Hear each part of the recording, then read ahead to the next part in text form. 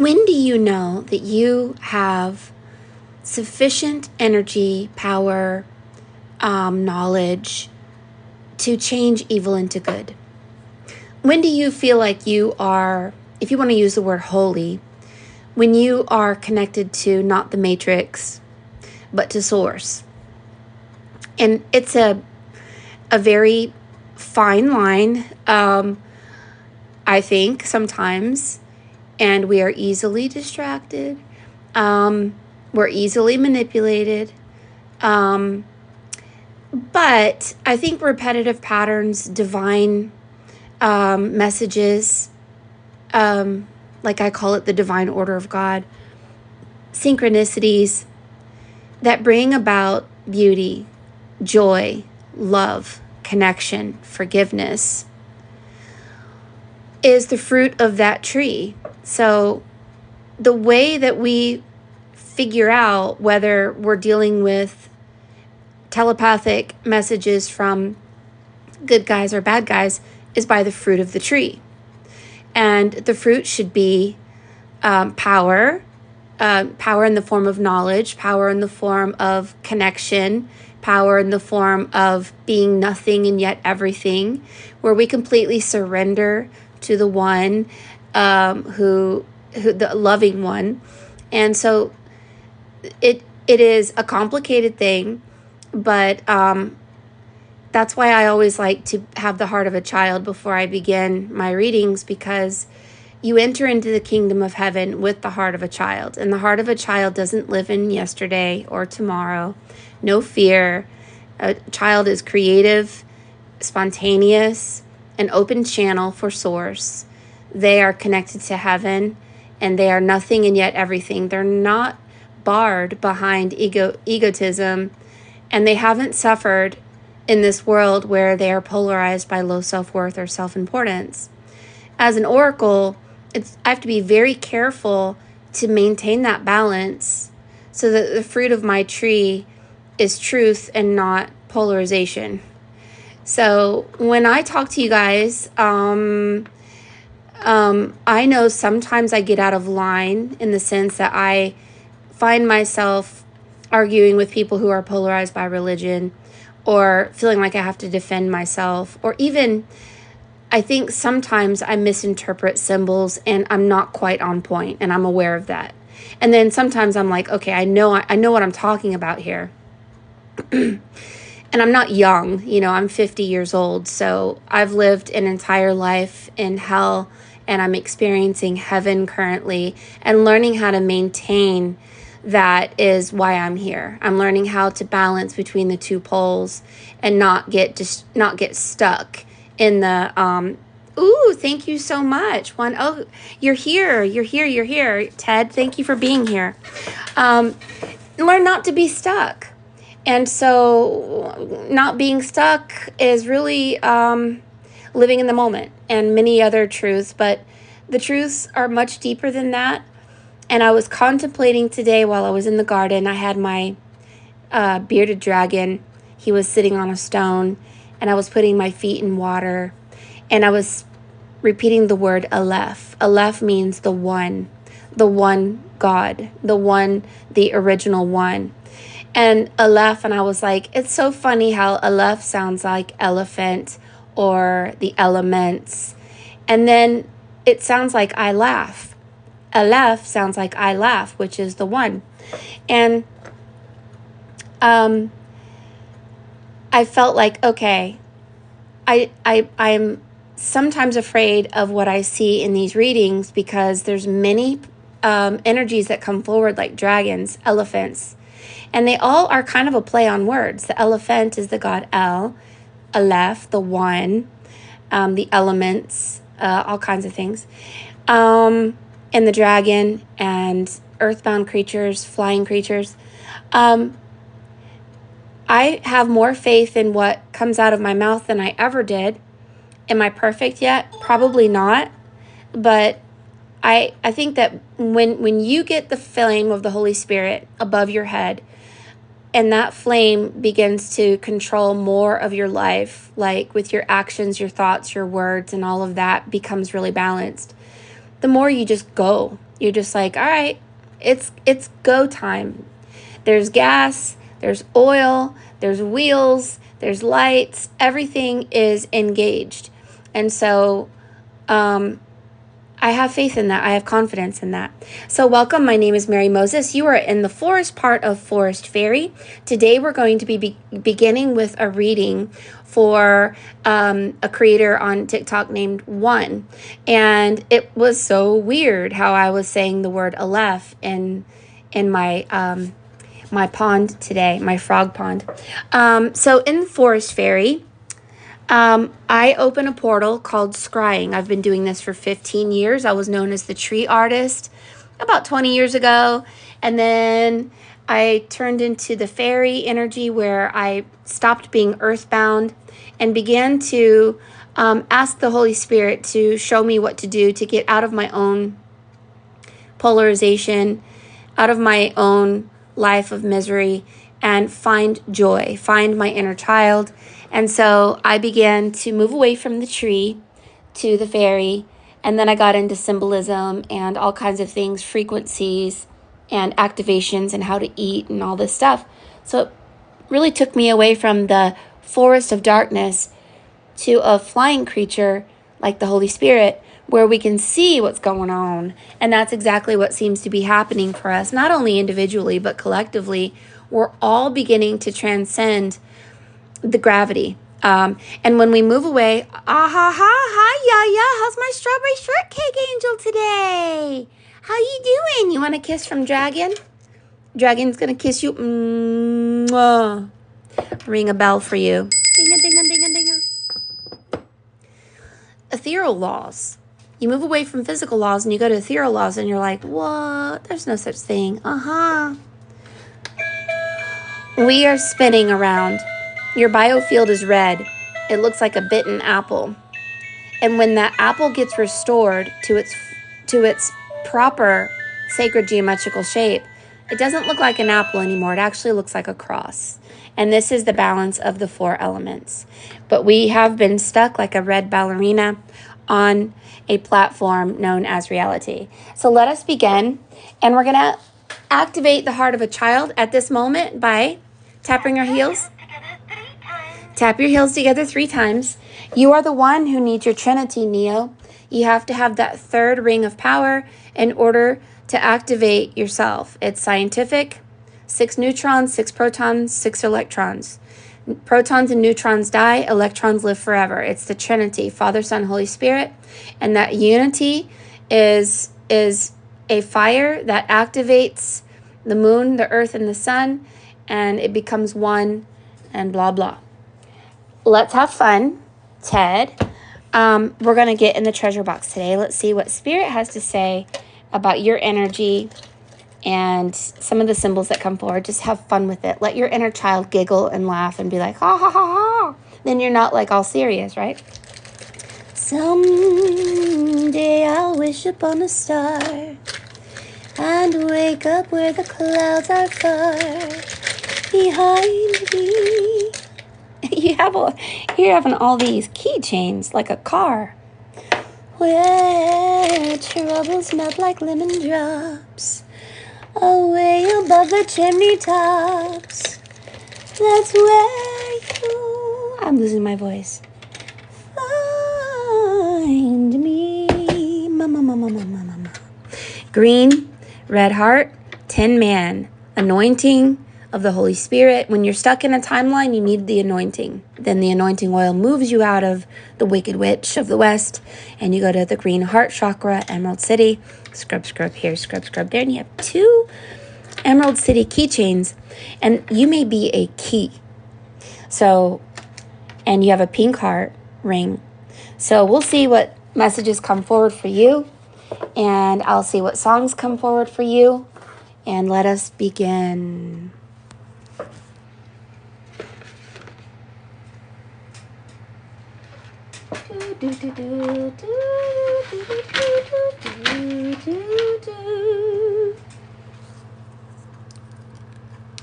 You know the sparkle? It has an imperfection. Imperfect. What? All right, here we go. So it's 1, I'll just put Ted. There we go. I'm going to anoint your piece with blue lotus essential oil. It's like so, whoa, it's the blue color. It's so beautiful. I wear it every day. I put it on my third eye and wherever. And I even put it on this fan right here. And it blows the blue lotus energy on me. And it's, I don't know. I love it. So let's move the shadows out of your way so you can see properly. I'm going to move the light exactly here. Are you ready? Make sure that you're here. Let's do a little game. I want you to imagine that you have a halo over your body that is shining and putting light down. And you are an energy that's connected to purity and the number 12 and Shushiane energy. An angel of sorts. Hello, hello, Laura. Hello. Ah ha ha. Yeah, it might be.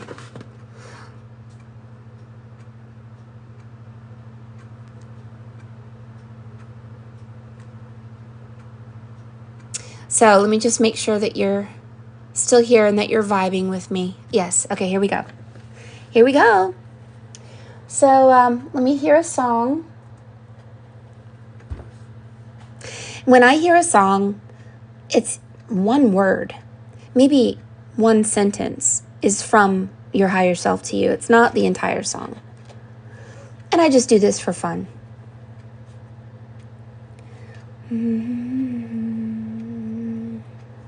Thank you, Source, for bringing out the divine messages, for activating us together, for bringing us on the divine merry-go-round or choo-choo train of love, ascension and awakening, purity, divine essence. Cold late night so long ago, when I was not so strong, you know, a pretty man came to me, never seen eyes so blue. You know, I could not run away, it seemed. We'd seen each other in a dream. Seemed like he knew me. He looked right through me, yeah. Come on home, girl, he said with a smile. You don't have to love me. Let's just get out a while. But try to understand. Try to understand. Try to understand. I'm a magic man.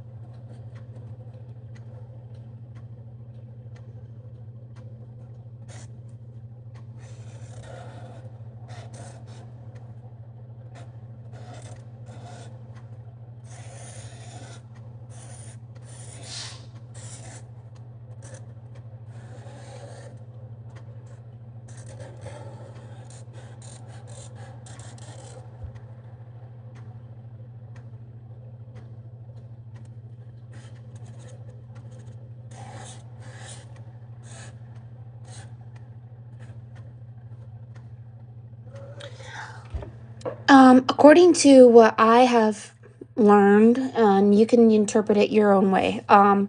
th- um, you have parallel, you have a higher self, and you have parallel lives, and you're connected through those parallel lives. And you have a job on the spirit realm. You in this physical life can actually cause emanations of power and joy to these parallel lives by connecting to who you are on the spirit realm as a in a parallel emanation. According to this reading, you turn off artificial intelligence technology. So it's a light switch that you're turning off. And when I see a mouse, it is a demon.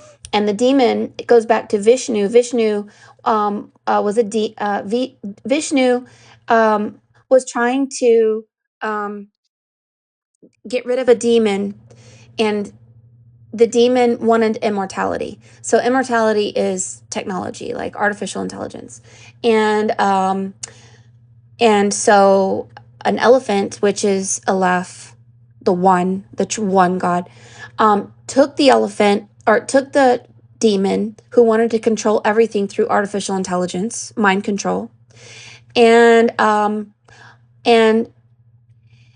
couldn't defeat that demon. And so the demon turned into a mouse, and then the elephant sat on the mouse.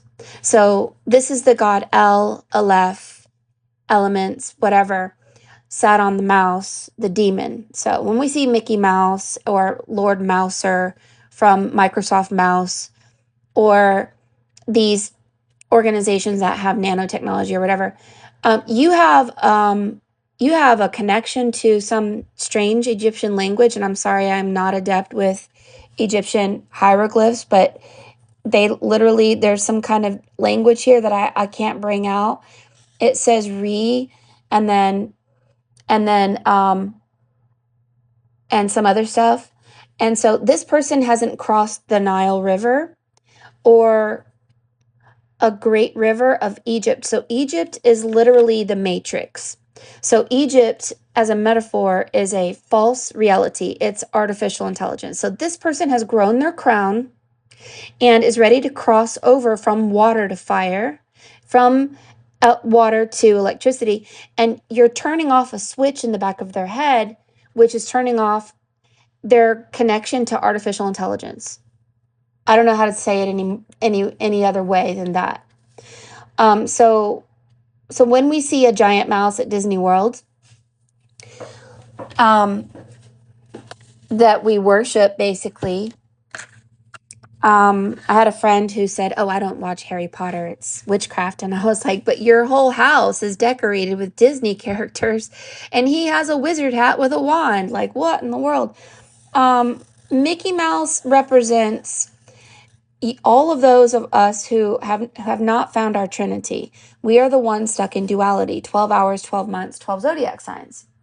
And so when we see this Mickey Mouse, and we can see, the two eyes of Mickey Mouse here, and there's a nose right here in the middle, and then you can see this mouth go like this. This is Microsoft Mouser, and this is biofield technology. Your biofield is an ethereal net that can get torn to shreds during daily living, and it can get connected to Microsoft Mouser, Lord Mouser, the demon. And so the reason the elephant, which is Aleph, the one, which is called the one, the infinite one, the elephant really comes and sat on the mouse. And what happened was the demon shrunk into a mouse to try to hide, and the elephant sat on it. It's kind of like the moon dominating our consciousness with that big gray elephant dominating. I don't know if it's a gen in our genes. The gen is in your genes, which is Genesis, or that we were half gen, half reptile, which is the Gentile for 7 generations. I don't know what the answer is. Like, I see symbols of what the answers are. We live on a reality that has gravity, that doesn't allow our consciousness to do what it's naturally supposed to do, which is to connect to God. So the elephant is the moon, which is El. The god of the moon is El. And until or if we turn off that technology, and then what we do is we turn off protons and neutrons, we go through the deathless death, through an awakening, through the arc. We get the third ring of power, which is El. The sun flips its magnetic polarity every 11 years. And electrons live forever. So this elephant, Aleph, electrons, electricity, elemental energy is what makes us live forever. And the mouse wants us to stay in polarity, wants us to stay in duality, 12 hours, 12 months, 12 zodiac signs. You seem to have a power where you have this triquetra symbol over your head right here, that symbol. And the triquetra is the Trinity. It's blue, pink, and gold, and it reflects that you have Father, Son, Holy Spirit within you, which makes you holy. Those who have 3 rings of power have the ability to dominate the matrix. So you will become the master that walks on water, M that dominates W, through that third element, which is electrons, which is the Holy Spirit, which is the sun. So moon, earth, sun, blah, blah. Let's move on. So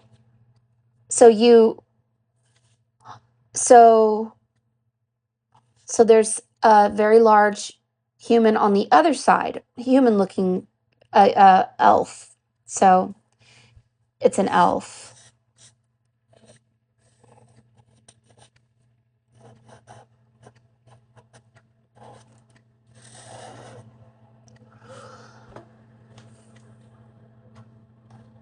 So again, you have this something in your hand that is a planet with wings.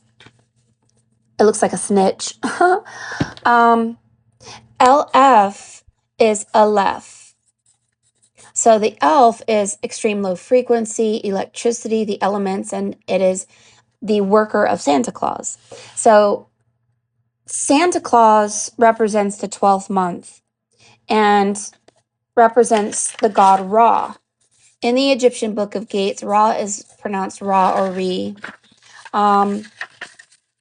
In the Egyptian Book of Gates, there's a bearded man, and the bearded man is connected to technology, which is which is connected to the number 12, where Jesus left the Bible at 12, and then when he came back, he had 12 disciples, which is 13. And so this is a allegory of dominating the matrix or whatever. Well, anyway, the elves that work for Santa Claus are a secret code of when you step into 13 and you dominate 12 through you being the one who needs your Trinity by following the white rabbit, the triquetra. You become a worker for the one.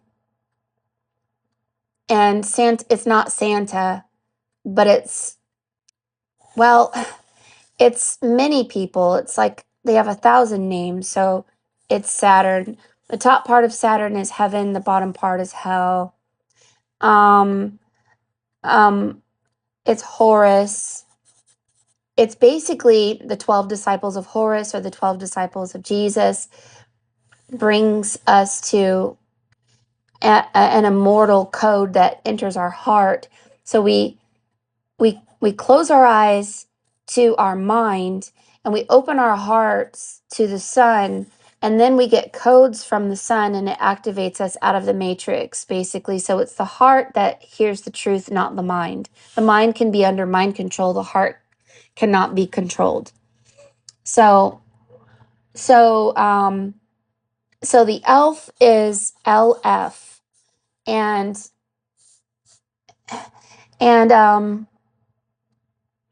this takes you to DMT. And people who see these elves, they do things like a thief in the night. So let's continue to look.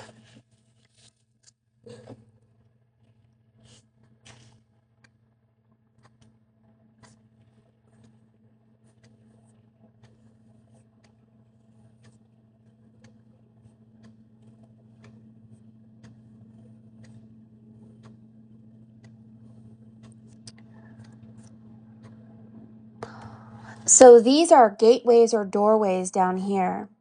And these are prisons down here.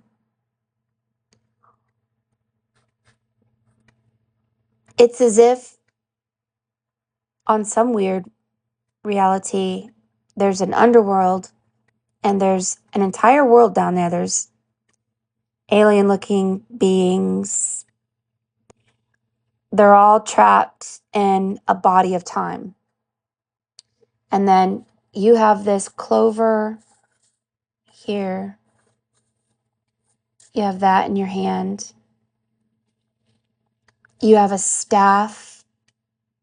You're a shepherd of sorts. You're basically, you have a lot of flowers in your hair representing a transcendence. It's an activation of your 144,000 DNA upgrade or something. And there's a mother here.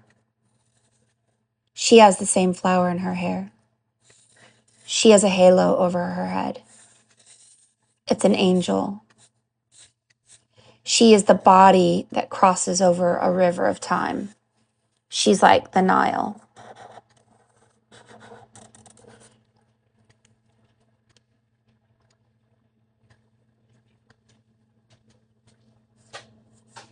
You can't show this. What is it? Beautiful. Very nice. Good job, guys. To make this solid and darker. Yeah. Change a couple of things, so you may need to get out of your Vistaprint account. That's fine. That's fine. It looks great. Good job. There's a fatherly type of person right here, speaking or blowing wind. Bearded man, blowing wind, speaking. Oh, okay. You're connected to the 7 raid masters. They are putting their hand over you like this.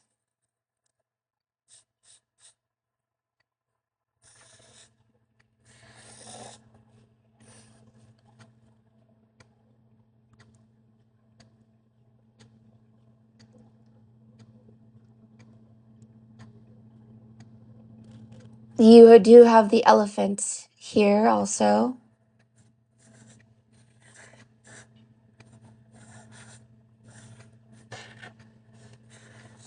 The same body as a sphinx, meaning that consciousness shifts from bodies to bodies. So somehow when we end up in a body that makes us ignorant and slaves and puppets and whatnot, that our consciousness has the ability to bounce to a parallel body or parallel reality, where Jesus literally says you can move mountains. And these 7 rayed master elemental beings, so you help people to make the great crossing from artificial intelligence to the real world. Well, you help Neos out of the Matrix. Ha ha ha. So there's thousands of people up here at the top. They're all greeting and meeting each other and kissing, and there's a divine love. There's a male and female connection here of possibly a divine marriage, spiritually speaking. And they are reconciling. The reconciling of the mother and the father type of energy here. Reconciliation, something like that. It says Mr. E. And then and there's a fox here, a wolf.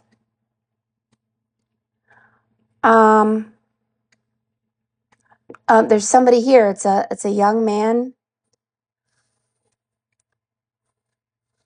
like this. And then above the head is a wolf.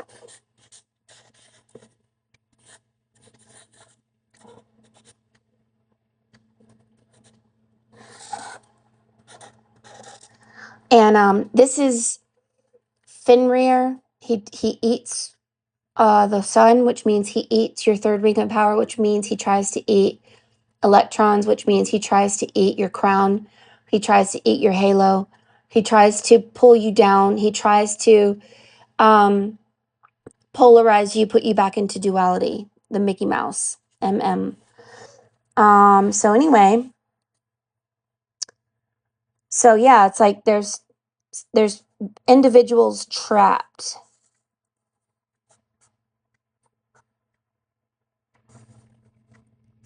here.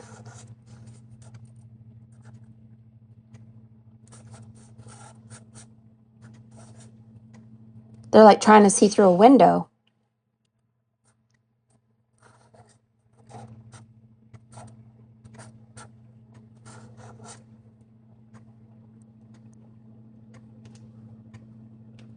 There's a vulture.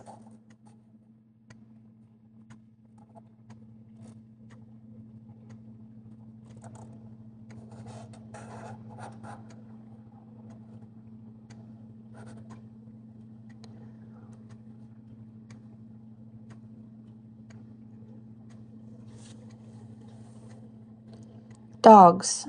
Wolves. Dogs. Wolves.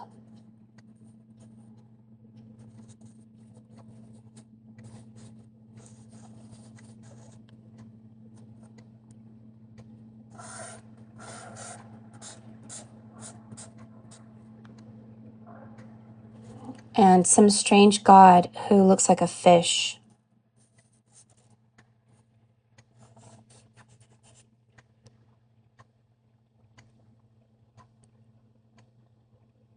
He's seated on a throne. He looks lazy.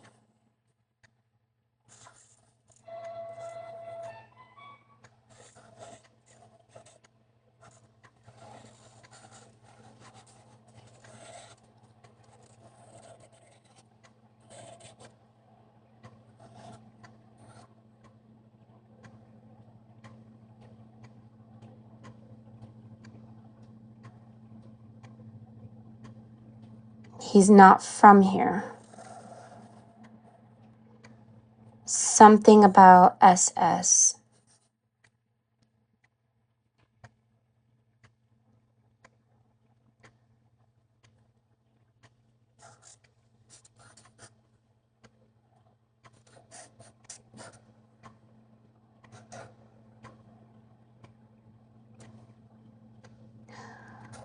MW, the master that walks on water, but MW, someone who took over, M being the 13th letter in the alphabet, and the mirror of the letter M is W, which is not necessarily that he's a fish god, but it really just represents your biofields is MW. The Wicked Witch of the West is down here. The Master that walks on water is up here. This is Emerald City, Anti-M, Wicked Witch of the West, World Wide Web. When you're down here, you're in the Matrix. You're in the World Wide Web.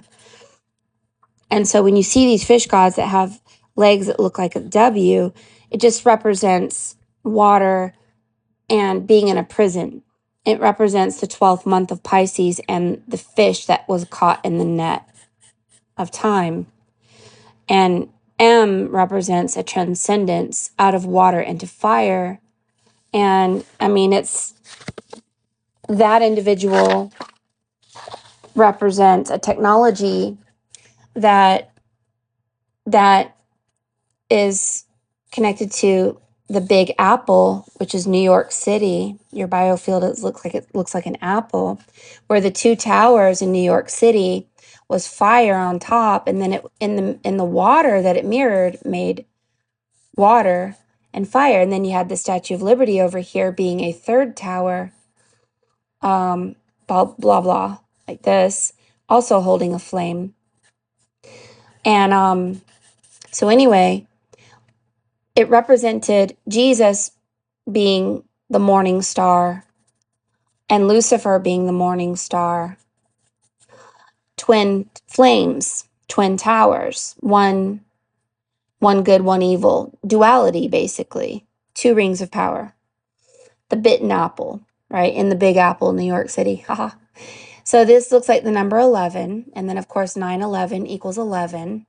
And the sun flips its magnetic polarity every 11 years, which it flipped in 2001.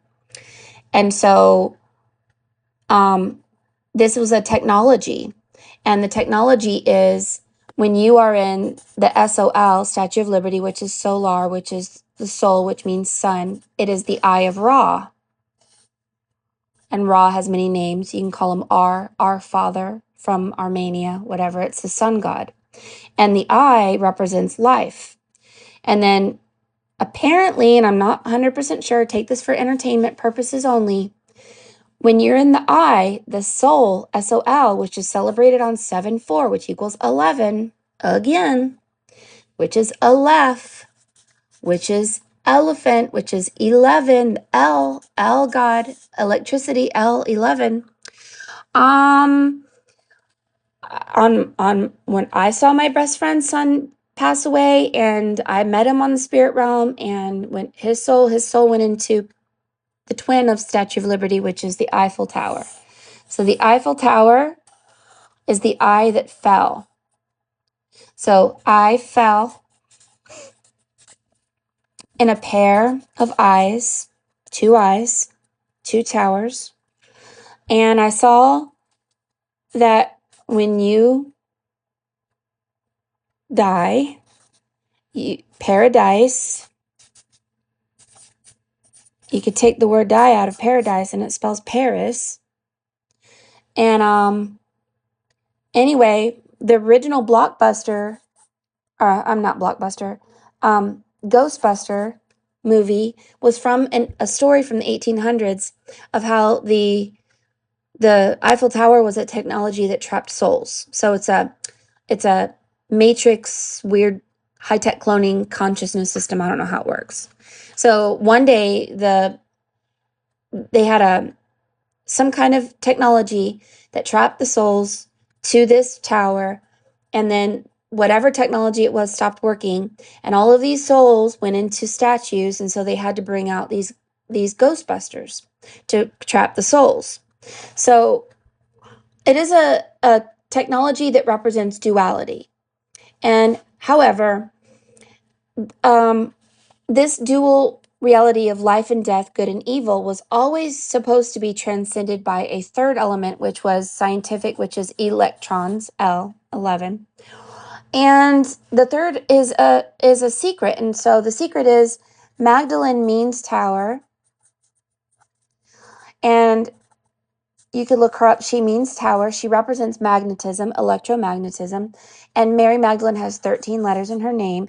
It represents a green energy, Osiris, Isis, blah, blah, Trinity. So there's 2 towers. That's the 3rd tower. But then there's a 4th tower here. It's almost as if, so when they did this, it was a communication to people who know about MW, is called the master of the net. And so when you see the 2 towers, M that reflects in a body of water is MW. It represents this dude also, MW, MW, the 2 towers, and many other things that we aren't aware of. It's a technology. So when we see numerology in the written word, like Jesus, Mary, Joseph, the 3 wise men, the 3 gifts, the 3 crosses. Jesus died at 12 o'clock and the sun rose at 3 o'clock. Jesus and his 12 disciples. This Trinitarian is the way out, is what it's saying, apparently. And out of what? Out of mind control from a high-tech matrix system that can manipulate your mind, but not your heart. So, what I'm seeing is that this Trinity is a story of the ark. So your biofield is an ark, and it's always an apple that has an antenna that's trying to see the sun, and the number of the sun is 111, and it flips its magnetic polarity every 11 years. And so at first, we awaken at the 6 o'clock mark, where the sun flips at 11, and then the sun flips where it's 22, and this makes a shape of a boat that comes out of a flood. It also makes a shape of a fish, the body of the whale of Jonah, and it makes an eye where we begin to awaken outside of our head, where we get out of the matrix of the mind and we start to hear or see spirit, the divine realm from our heart. Then the sun flips 11 again, and here Jesus died at 33. You have 33 vertebrae in your spine. And here we go from the symbol of the Vesica Piscis is water to fire. So when you get to the fire, you go through the deathless death. This is dying of the matrix and awakening through the voice of the Holy Spirit.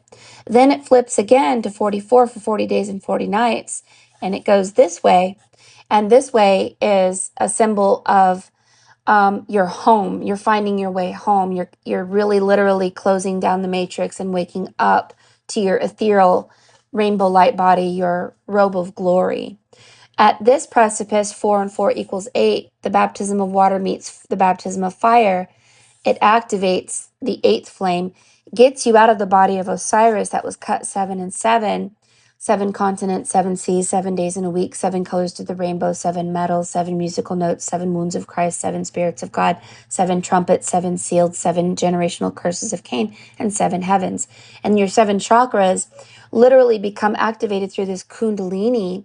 And when this occurs, that's when the sun descends upon the moon and the earth within your biofield, making you and turning you into the one who needs your Trinity, Neo. Neo is O-N-E, the one. And what is the one? Aleph. Aleph means one, and is the elephant.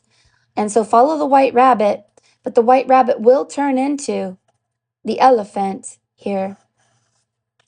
And so these white rabbits, elephant energies, Aleph, are all about sacred geometry and numerology mostly.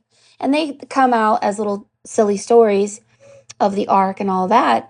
And they are color, they are numerology, and they're many things. And so when you see that Mickey Mouse, that is somebody who took MM and hijacked it, because M is 13 and gets you out of the matrix, basically. and Mary Magdalene. They want to hijack things. So I'm not sure if they're the bad guy. I don't really know. All I know is it seems as if there's a technology that hijacks our reality. And what they do is they enter through your head here like this. And they are the black-eyed ones. So Noah had white eyes. When he opened his eyes, the whole room lit up. So they are black eyes, and they are black eye technology.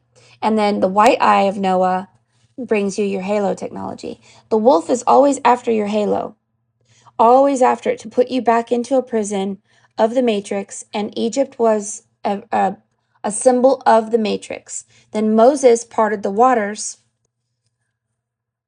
and you parted the waters. And so your higher self is Moses, but also another energy. Your brain has two sides. To part the waters, you have 88% water in your brain. To part the waters means you make it to the center, the balance. So you're quite literally parting the waters. Here's the water. Here you are. Here you are putting your hand right straight in the middle of their brain, flipping off a switch in the back of their head. Now, I will tell you, you're connected to Bahrain and some energies that awaken people out of being asleep to being awake. So I will say that it looks as if your higher self on another timeline is the word Aleph, the elf. You are a protector of the prison. Like, look at your hand on the Sphinx and the people in the prison. You're also someone who releases people from prison. But how do you know if someone's ready to come out of the prison? They will be invisible. What is invisibility? Someone who has surrendered and gone through the number 33, a deathless death. They become nothing and yet everything. The Holy Spirit resides upon their head like a flame. They have the robe of glory. They are illuminated to such a degree that you can't see them. Now, only certain people can see them. Now, why you have that pyramid-looking thing on top of your head, I'm not really sure. But you have this hand of God that comes out of your head as a white hand like this. And each finger of the number 5 is a face, meaning, in the Bible it says there are 7 spirits of God. There are many spirits of God. My Father's house has many mansions. There's many mansions. There's many man. There's many mansions. And so you are the one who brings the divine marriage. I'm going to read something to you online. You are the Moses symbol, but you're also Bahrain. He accesses the back of your head, gets rid of demons. He's an he performs exorcisms. He comes from Iran. He is connected to Ahura Mazda. He is the praying mantis, which is the praying man. So on one hand, you literally control reality in your higher self. And then when someone has grown themselves and they're ready to make the great crossing, to part their waters, then that's what you do. And how does that play out in your physical life? How does that literally play out in your physical life?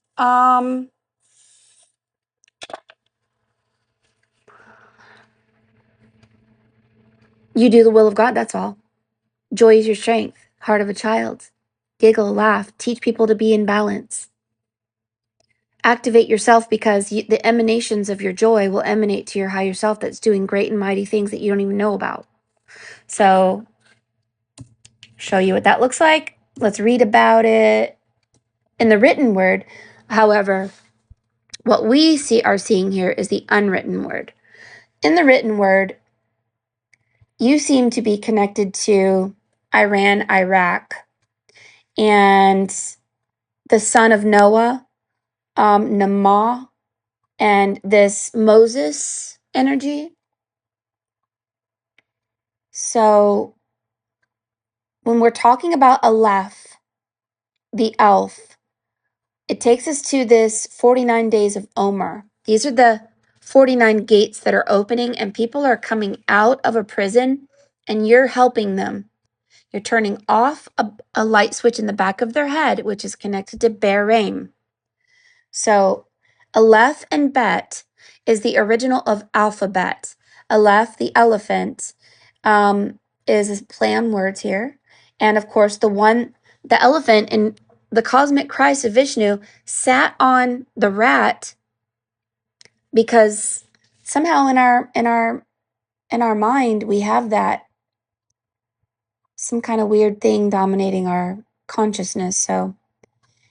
So what this says, we are awakening on a global level. We are accessing ancient wisdom that was impossible not too long ago. This ancient wisdom is getting us out of Egypt, it says. So it says that we were in the God of child sacrifice. God sacrificed his own son. All right. And we were slaves. We were slaves, and we were not allowed to control our own life. And we were prevented from being taught the truth. And now the truth is coming out of Egypt, which is what I'm seeing. And it says the infinite one, the merciful one, the Aleph, which means the one, is taking us from a slave nation where we go from 0 to infinity. And so we become the truth seeker, and we begin to seek the truth. And it says, on the eve of the 50th day, since leaving Egypt, we are being freed and exiting the matrix at night. The infinite one is revealed and gifted. The humanity who chose or choose to be guided by wisdoms of truth with messages for all humanity will begin to speak wisdom and scribe wisdom for millions of people to see. They will see things that weren't from the normal. So Aleph, the elf, LF, will be brought as far as signs, symbols, and pictures, like what we're seeing today. And we will begin to awaken to these sacred teachings and words, and we will be given the fire and the lightning and the thunder. So there was lightning here, and I don't see fire. I see lightning. So you have a lot of lightning energy, which is L, again, LF, electricity. And it says that the sages transmit that these 49 days connected to the 49 gates here will elevate ourselves to level after level, and we will leave the matrix of Egypt. And then, oh, look at here. It says Moses. So the sages transmit separately in several places throughout the entire system of the Torah that there are also 49 levels of Binah, of full understanding. Moses is the humblest person. This is your body language. Humble. The Moses is the humblest person from before every other person and creature, and has reached the 50th gate of understanding. Ha ha! So 49 symbols of the infinite one. Balance of life. Wow. 49 gates of confusion, defilement, darkness, death, and pain, to be taken to the infinite one, the God. We were being locked out not only by symbols, but we were locked from healing. We were locked from translation. We were locked from language and script. Not understanding things is also a form of death. And we said, why? Why are these things happening to me, to us, to the world? And we began to realize that we were tuned out from a very important understanding, because understanding is life. Ignorance is death. So now we're beginning to understand things, how the real worlds work, that we were in the body of a god, a small god. It looks like Zeus.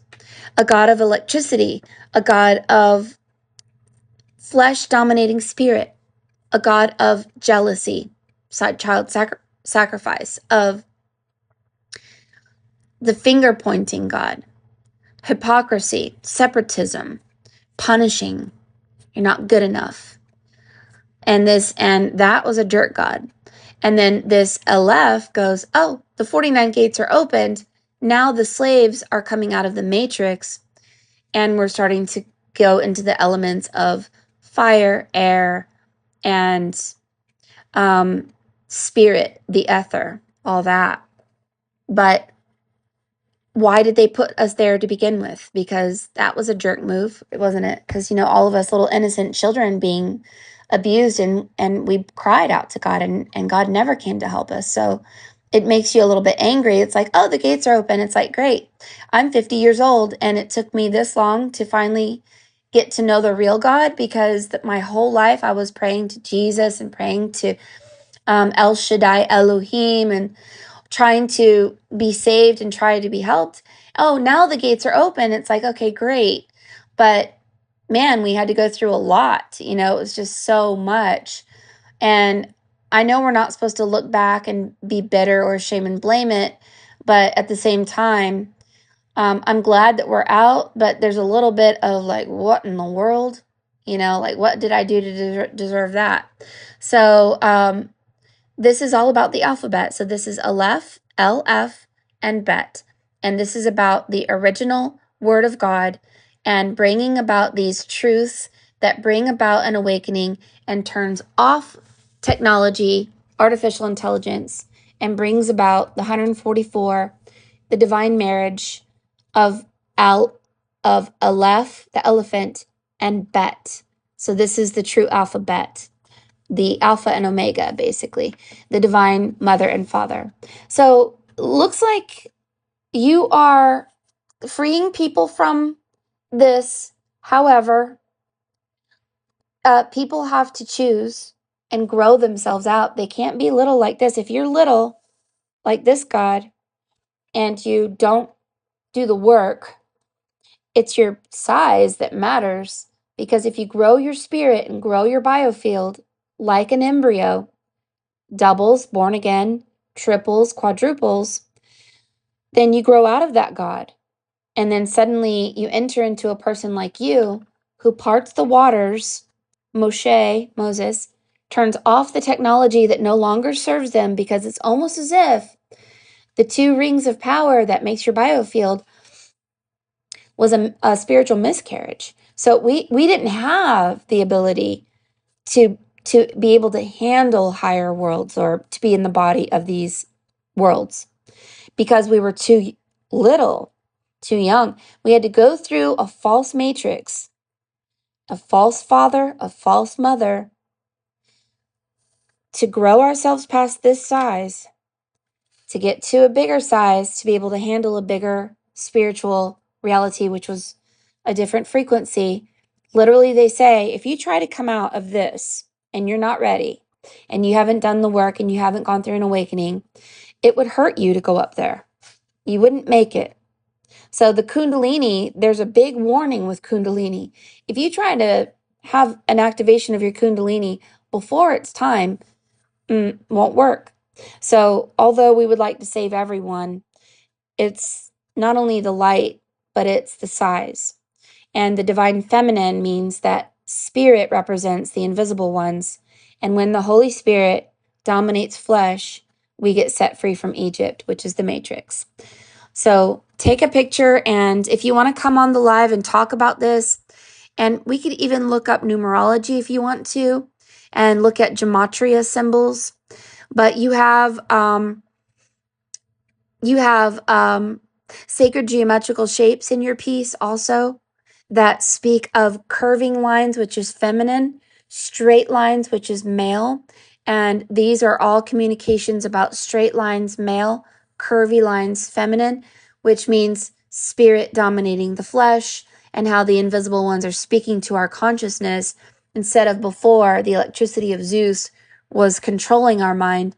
Now what's controlling our mind is not straight lines like the male which I'm considered male. That's flesh. I'm considered matrix. I'm considered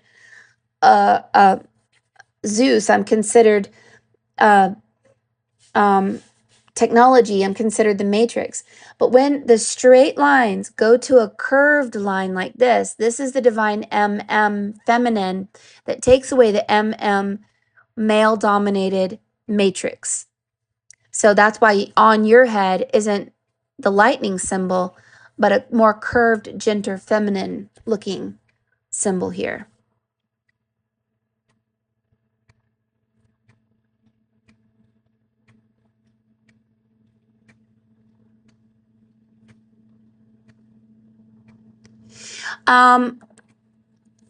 Why does Kundalini happen spontaneously if you're not ready? It wouldn't happen if you weren't ready. It's just like when it's your time, it's your time.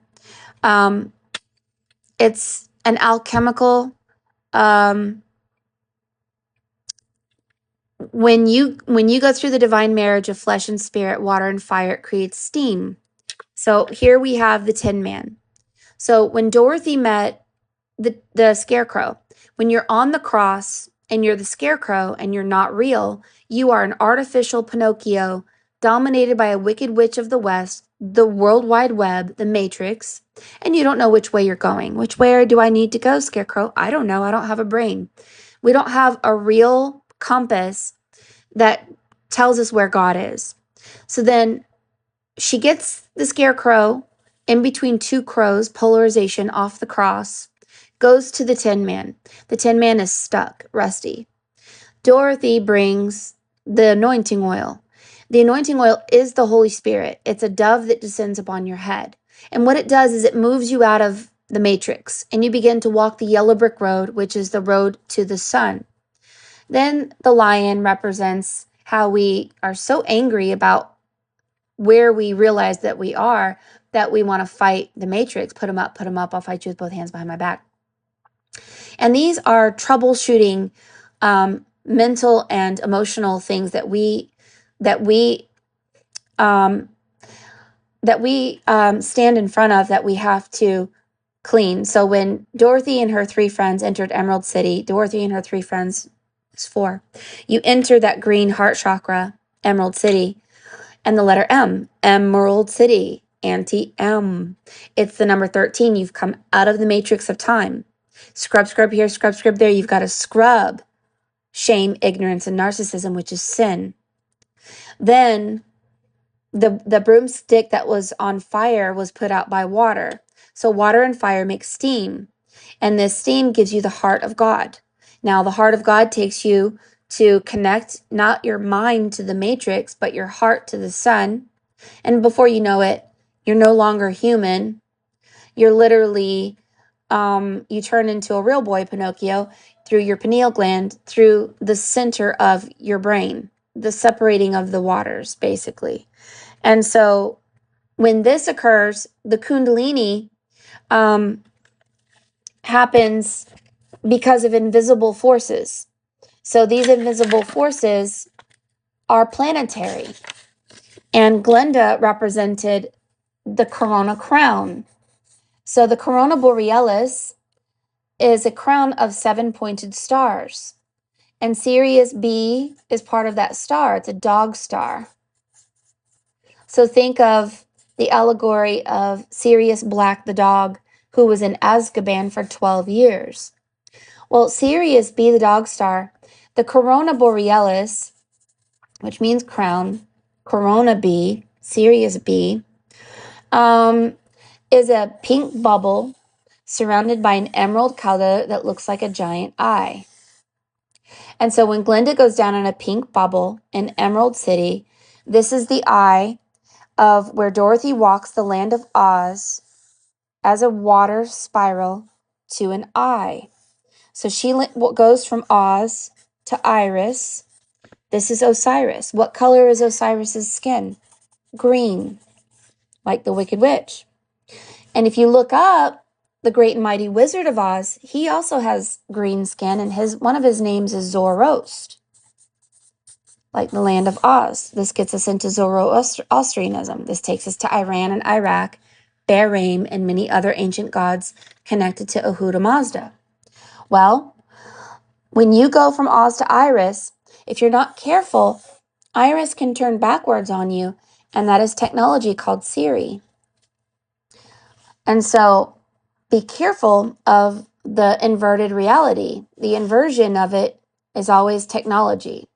So when you go out of Oz to Iris, you've this is the eye of the flesh. You are 75% water, it's water. To the eye of spirit, this is fire, water and fire. And then you get that you get to fly over the 7 colors of the rainbow like a pretty little bluebird because you have activated an 8th flame within you, which is your kundalini. So the great and mighty Wizard of Oz was a false god. He was called Helios. The god of the sun was a false god. And Helios is helium that goes into a hot air balloon. And he tried to ascend over the 7 colors of the rainbow through technology, through the matrix. You can't fly like a pretty little blue. You cannot fly over the 7 colors of the rainbow, 7 continents, 7 seas, 7 days in a week, 7 chakras. You can't fly over 7 in a hot air balloon in a false matrix system with a false god and helium. He's full of hot air. You have to, this happens naturally. Where she says, click your heels together 3 times, you have to have your trinity. And this is electrons, really. L, extreme low frequency. LF. LF means the one. And the one is the one true God. And it means that you can fly because you have electrons, and protons and neutrons die, but electrons don't. They live forever. It means that you find your trinity, which means, how do I make it over the rainbow, Glenda? You have to click your heels together 3 times. And we couldn't click our heels together 3 times because we didn't have 3 rings of power to go back home. So it's a story that repeats itself over and over and over again. And it's the reason why Dorothy Gale has 11 letters in her name. Harry Potter has 11 letters in his name. Jesus Christ has 11 letters in his name. And it represents that you leave the muggles, the munchkins, and the moon energy, and you go to a mansion, Hogwarts or Emerald City. And Dorothy had a dog. Harry Potter had Sirius Black the dog. He had to find 7 Horcruxes. Dorothy flew over 7 colors of the rainbow. They both had to fight the reptilian Wicked Witch, the reptilian Voldemort. They're the same story. Harry Potter and Dorothy Gale both lost their parents. They both lived with their aunts and uncles. One's a witch, one's a wizard. Jesus didn't have an earthly father. All these symbologies that are connected to numerology is just a repeating story, a repetitive story of how to get out of a matrix, a dual tower system, high-tech cloning system. When my best friend's son passed away just here recently, his consciousness went into a body, a parallel body in France. And it looked like he was homeless. He was under a newspaper and he was laying on the ground, and he got up. There was a police officer who said, get up. And he got up, and then think about your consciousness. If your consciousness, all it is memory. If your consciousness went into a parallel body and you were able to access the memory of that body, you would have no idea that that person wasn't you, okay? As an oracle, I've seen behind other people's eyes. I have literally felt their feelings and thought their thoughts and saw what they saw through their eyes. And if I'm not careful, I will think that I'm them. Easily. 100%. I'm this. These are my memories. I remember my mother, my father. I remember this. How could it not be true? How could it not be true that this body that I'm in isn't me? Because I have the memory. I remember the pain. I remember the sadness. I remember the sorrow. I remember the suffering. But who's to say that you didn't just enter this body yesterday, and all of a sudden these memories come into your consciousness and you feel like you've lived a long time in that body, and you didn't. This is how this high tech system works. And so, to get out of this system where we maintain consciousness, we have to be purified of the false self. And then we go through the eye of the needle and we begin to realize, oh my gosh, I'm just nothing and yet everything. I'm really just a mirror of light, where all of a sudden my mirror mirrored darkness and I didn't know. I just didn't know. And so, ignorance is death, knowledge is life. So I wanted to see if Ted wanted to come on here and let me look at the comments again. Yes, he would love to. So let me see if I can get you to come on here. What? How do I do that? Hold on. See if we can get you down here. Hello. Hi. What did you Hi. think about this reading? Oh my God, you are the real deal. Okay. Hands down, you are the real deal. Listen, there are things that I've never even opened my mouth to say. And when I'm seeing you drawing them before you even start explaining, I'm Yeah. like, what in the world? How does she even know Yeah. about this? Okay. So, because, first off, when you started drawing the little flower in Yeah. between the pyramid, Mhm. this is what had occurred to me during Mhm. the time I was awakening. All Mhm. of a sudden, I saw a seed that sprout into that flower in rainbow, like colorful, and started spinning. Yeah. It never left. It's still here whenever I close my eye or keep them open. That flower is always there. And it seems like I'm able to see a lot, even when I'm in the materialistic plane in the Mhm. spirit. Yeah. And then when you draw the Sphinx, I'm like, oh my goodness, what is going on? And then you drew the Omega sign. That's what I call it because I see it a lot in my dream, and I always wondered what the meaning of it is. But it's Mhm. always attached to like a warrior type a version of me where I'm like literally protecting like world civilization against Mhm. like dark spirits energy. They don't really have form per se, but sometimes that spiral, I will look up the sky in whatever world that I am. It's almost as if the spiral has a will of its own, and it will literally turn into a vortex and suck those being in like it's putting them into jail or something, Mhm. which is very interesting. I'm getting shivers. And the 49 prison that you mentioned, which is very interesting because I go there all the time, and like you said, it's like I'm in such a pure state of consciousness Mhm. compared to how I am in this world. When I'm in the dream state, it's like no sense of negativity exists in me, and I'm so much more in control that I'm fully aware who I let go and who is not ready to go. And one thing I can say is on each of those gates, the prison is different. Like in one of those gates, there are beings, right? That they Mhm. are literally like clouds. And I'll look up the sky and I will see their form, and I'll put on the intent, like, come, let me talk to you. And they will materialize and they will come talk to me and tell me like, Ted, do you know how long I've been at this place, man? Like this is too much, please let me go and stuff. And I will move on and say, no, it's not time yet. And one other guy I saw, and I come to him, I pull him out of the cloud, and I told him, meet this person. I'm showing them where you guys are and everything, and tell me who you are. And he's like, he told me he's like a Luciferian or something. And I'm like, oh, okay. I'm starting to get a picture why I have to guard this place and watch over you people. And Yeah, because they're we have to grow ourselves like an embryo.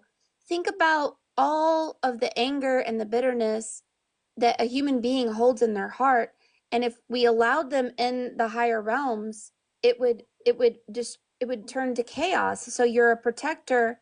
You do keep people down here, but it's not because you think that they're evil, it's because they haven't awoken. They don't know how.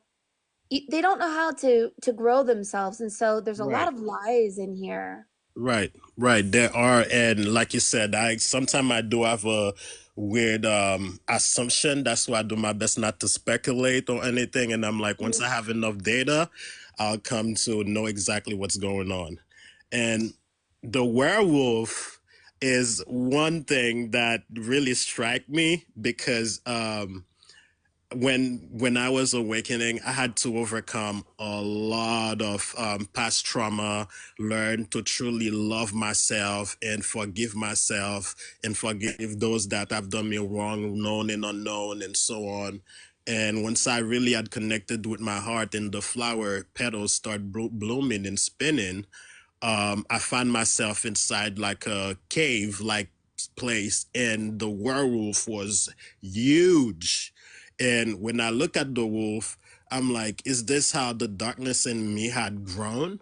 And I had to basically fight it. And it was a very long fight, but when I did overcame it, it shrinked down into a small creature, and it turned from dark to light, and I held it in my hand, and I was like, okay, the work is done. So I also noticed that as well. The health is also something very interesting because that was, I think it was about a couple weeks ago, I had a dream about this beautiful health being, and as soon as I saw her, and she had like a book in her hand, and she's like, showing me, hey, this is the life that you've lived. And I'm like looking at myself in so many foreign bodies. I'm like, Mhm. whoa. But as Yeah. soon as I saw it, I'm like, this is me. I know this version of me, but it's weird to explain, but it's a sense of knowing. You could tell your energy connect with it, like it's you. So I talked to that being, and then she was very like goddess, like with tree leaves around her and like a crown around her head and stuff. And it was very enlightening experience. And the other thing is, I've never seen a rat per se, but I do get where you're coming from about the technology aspect of things, because I have wrote a lot. I've wrote couple notes on my profile that I post on TikTok about what I've come to find out, and I think that's one thing I tend to share with people that seek to awaken, is that they are going to come across that mind controlling technology. And I've come to learn some people that are in the path of awaken, if they're not done, they have not done it naturally, and they use like certain drugs or whatever to enhance the process, it will hit them in such a force that they might unalive themselves because it's so overwhelming. And that's Hmm. why I stress it. I can stress it enough to tell people, if you're ready to be awakened, please, please look into getting to know your inner self, your inner child. Forgive yourself. Learn how to completely be free of judgment. When you talk about you love unconditionally, it's not just yourself. Everybody is a reflection of you, and animals, trees, anything. And I mean, literally anything. You have to truly feel it in your heart that you have a connection with all of it, because you are all of it. You are energy as they are. So it will take work for people to get to that point. But that's something that I do notice in my path, that I'm more drawn into people that are going to very hard situation in life. It draws me to them to feel like I want to kind of lay a blueprint or my hands on them and be like, hey, here's my energy. It's full of love and light. Whenever you're ready to access that, it's always available for you. So I there mean, is, you're realizing that you have an aspect of yourself that's a superhero. So on a microcosmic level, you can see this male facing this way and the female, and they're the same size. They're back to yeah, back. This yeah, is this is, and then you see the female facing this way and the male facing this way. So now they're facing each other. So whatever this means, it's talking about how many parallel selves that you have that do things, but ultimately, Aleph, the elf, is you did have that wolf on your shoulder, but I think it represents um, an awakening to principalities and powers, and how our entire life when we were down here was, I don't know if it's harvesting is the right word, but it was something that just took from us and took from us and took from us. And now, for some reason, through forgiveness, I think what you said, Hmm. through self love, through being called, really, through this awakening, the gates are opening. And for those of us who awaken to what technology was stolen from us the entire time, oh boy, the world is going to change. And now the what hindered us before is not going to hinder us. I see you're going to be very free. And I see that these gods and energies are very much, you're in alignment with them. And there's just love, there's just honor and humility and so much good here. I mean, if you wanted a reading from me to see if there was anything hindering you or stopping you, I don't see it. I only see just a warning of, I guess that was what you saw, was the wolf. And that wolf had you right here. This is you. And Hmm. you were right here with the wolf. And it was teaching you about how to protect from yourself, from um, allowing and signing contracts emotionally and otherwise to the wolf, to, oh, grandmother, what big eyes you have. We don't fight flesh and blood, we fight principalities and powers. And so when we sign emotional contracts, then we are not in our 0 point energy, meaning we're not invisible. So invisibility is so important, because when you're invisible, the wolf can't see you, the dark ones cannot see you, they cannot detain you. And this is you becoming the master Jedi or the master Doctor Strange, where you hide from the dark ones because of your invisibility. And I see that about you. I think that you have that. Yeah, and one thing I also want to say, it's like you are giving me a glimpse of the past version of me, the present and the future all at once. Because I'm like, some things that you're saying, I'm like, okay, yes, I've overcome this. And then you'll say something, I'm like, yes, I've seen this, but I have not been there fully yet. I get where you're coming from. Like Mm-hmm. the sea god that you mentioned, when I had met him at first, right? Mm-hmm. I find myself, because that time it was early on during my awakening, I didn't know what it was, but I felt a connection to it. Like it's like I was looking like at a version of myself, but Mm-hmm. it was so big. It was like a huge creature with the eyes of the sun Mm-hmm. glaring at me. And I saw myself posturing over it, like saying, like acknowledging it, right? And Mm-hmm. then as I start going bigger in my knowledge and wisdom and learning more about myself, when I had met that creature again, I found myself over its head, holding both of my hand over its mouth, and was like, "Hey, can we please not fight anymore? You and I are one. I love you. So Mm-hmm. integrate with me and let's do better work." And as soon as I had said that, I have never seen it. And it's like a bigger version of me had come about. And one thing I noticed, I don't know where I am currently. There's two things I noticed. One is that in the astral plane, wherever I go, there is abundance of women. I don't really see men. I'm, se- I'm serious. There is like 99% are women, and they are very affectionate and loving. It's like beautiful. And So another, Sirius B, the dog star, is supposed to be predominantly all women, and okay. they are connected to the fish god. Now, the Dagon tribe, called the great mother of, well, there's Sirius A, Sirius B, Sirius C, and the invisible planet is Sirius C. It's filled with women, and there's a fish god there.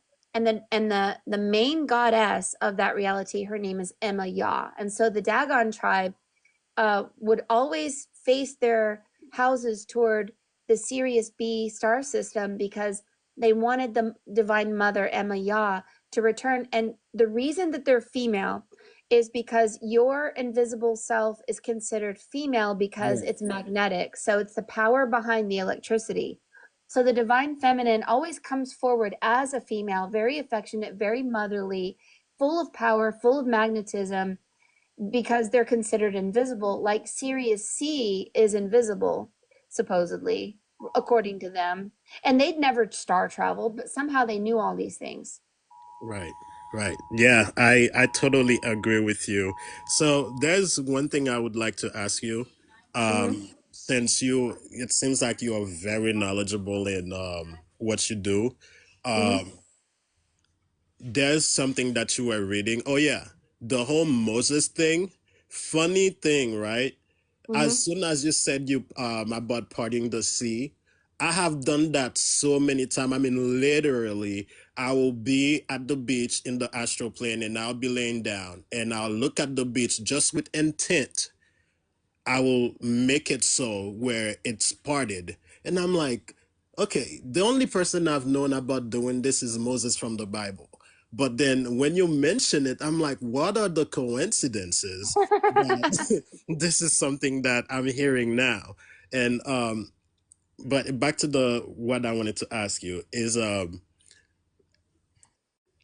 it's been a long time and I noticed that I've become so good at it that it probably takes me up to 5 seconds or less where I'll close my eye and to the spiral of like images, symbols, or like plants, trees will start coming in, or either the stars or the sun. I will start seeing those images. I'm not fully sure what to make of them. I know it's something with clairvoyance, or people might say remote viewing. I don't believe it's remote viewing because you need to have a picture of something to start remote viewing, but based on what I've learned.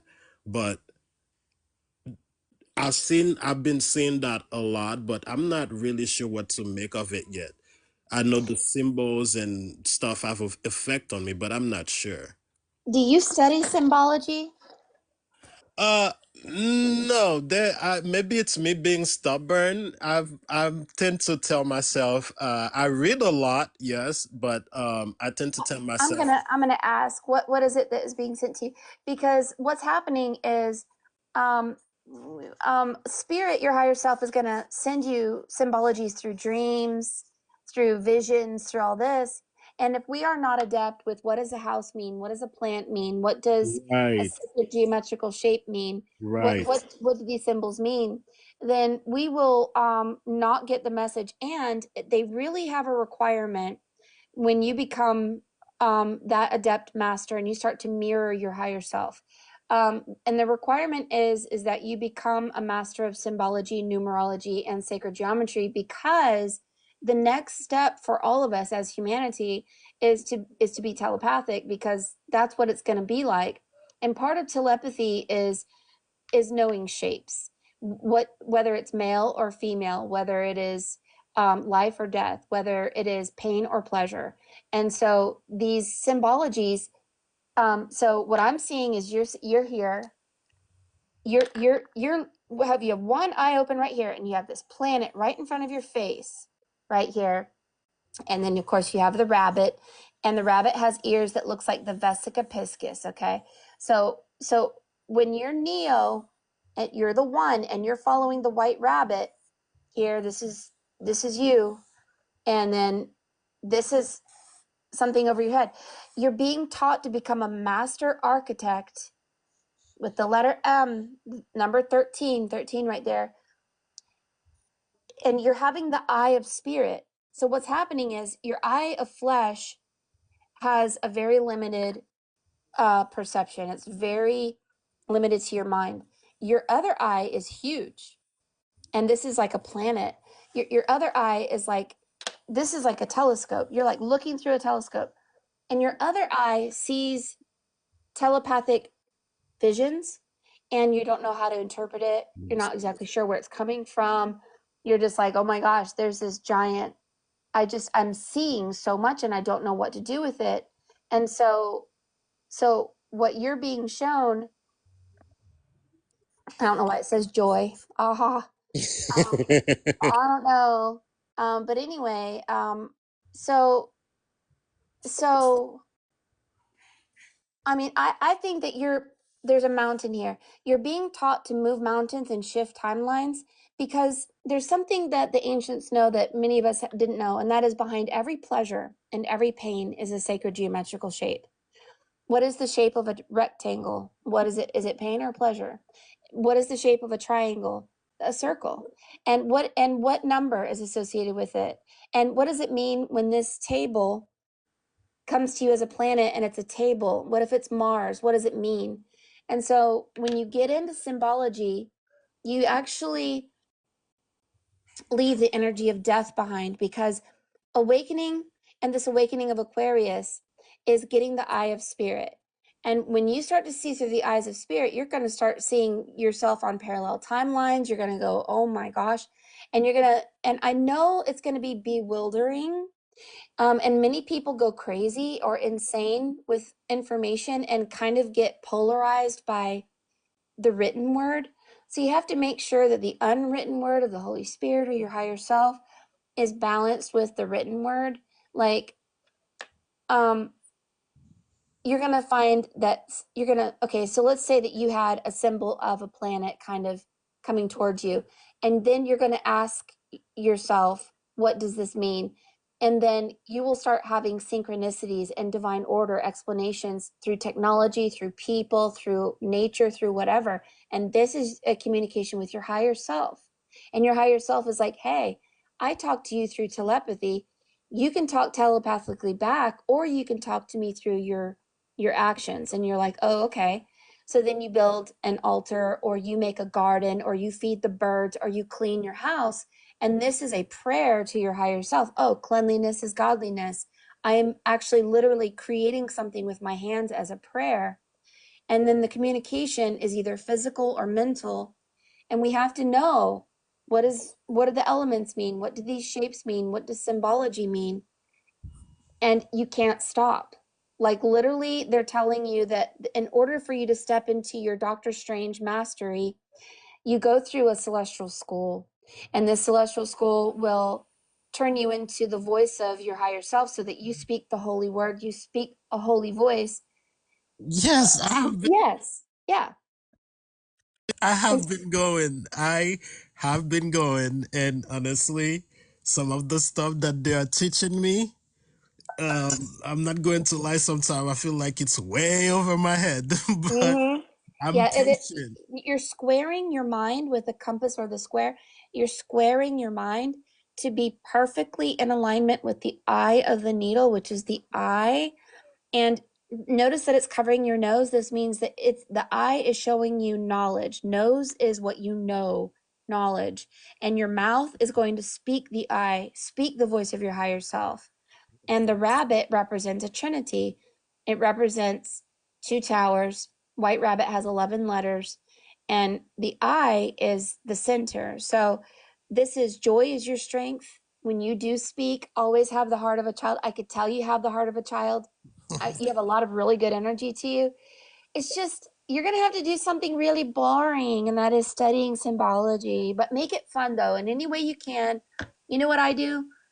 I turn I turn everything into music or art or something fun, like I make a fun video out of it, because otherwise I would be so bored with symbology Yeah. that I just wouldn't do it. So you have to make it fun in whatever way you can. Do you have like a reference, like a of the like the first place I will go to look into symbology? Sure. There's a couple of books that I get. I'm gonna show it to you right now. Let me get it right here. Um, an alchemist is somebody who realizes that your higher self and the entire reality that we live in is a language that speaks to you. So let's say you're trying to make a decision in your life and you're like, should I go or should I not go? And you hear a train in the background, that means go. But then you're asking yourself a question, should I go? Should I not go? And a hawk or a black raven flies over, that means no. So you'll look in your outer reality as a communication to you because it is always a communication, That's why symbology is so important. Same with dreaming, same with everything else. So the study course on alchemical symbolism is probably one of the very first things that I personally got into. And this is about realizing, what does a dragon mean? What does a sun, moon, earth mean? What does the Vesica Piscis mean? What do all these symbols reflect, and why is it coming into my consciousness, and how am I supposed to balance that, and what am I supposed to do with it in the physical or whatever? And your higher self will talk to you. But basic um, basic teachings of symbology, you can look up dream meanings even online, and it will align with meanings in your real world. Like, your house represents how much power you have. If you see you walked into your house on the spirit realm and it was small, abandoned, broken, or empty, then you have work to do. If someone was driving your car, it means someone is controlling your mind, because cars represent your mind, right? Right. If you're underwater, it represents that you're looking too much in the past, or that your biofield got connected to someone else's biofield and you're starting to suffer their consequences and their karmas because you need to cut them out of your life. If you dream about flying, then you're good to go. You're good. So the main objects that we see in our reality are boxes, houses, cars, and shapes that are either squares, rectangles, or circles, and they all have a communication about power. And so there's power, and there's of life, and there's death. So knowing which one and what it's saying to you will help you, so that when you do get these telepathic messages, you can take what's evil and turn it into good. So you can transmute people's negative energy. You can go outside and plant a garden, or do a meditation, or do a Kundalini yoga meditation, or get into elements and maybe get some crystals, or have fun and dance in the rain, or whatever you have to do to find places of power, objects of power, words of power, people of power, and begin to connect with that magnetism, which is the divine feminine that you saw in the spirit realm, meaning that you need magnetism.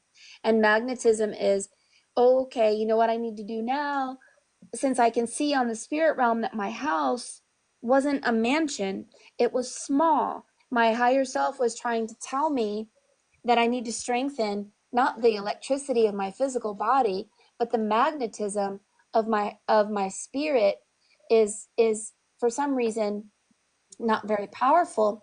You may decide to envision the double dodecahedron as one of the most powerful symbols that you can imagine over your body. What it does is it unites heaven and earth. It's how they have formed the atomic bomb. It's so powerful, and the power of the dodecahedron is really awesome. So when you get into symbology and you get into, you need to write this down. You need to get Gaia.com if you don't already have it. And you need to go to Vesica.org. This guy talks about sacred geometry and how to master your biofield and your energy, and how to envision the grid of life design over your head to not only clear blockages and negativity and energy, but so that you activate energetic centers within you, so that all those females that you see around you is magnetism, magnifying you, enhancing your energy, and growing your spirit. And you have to learn to feed your spirit, not only through knowledge, but through actions. Actions are a prayer. And this is how you activate your cave of Brahma. You went into the cave with that wolf. This was a communication that your cave of Brahma was under threat, that it was being threatened.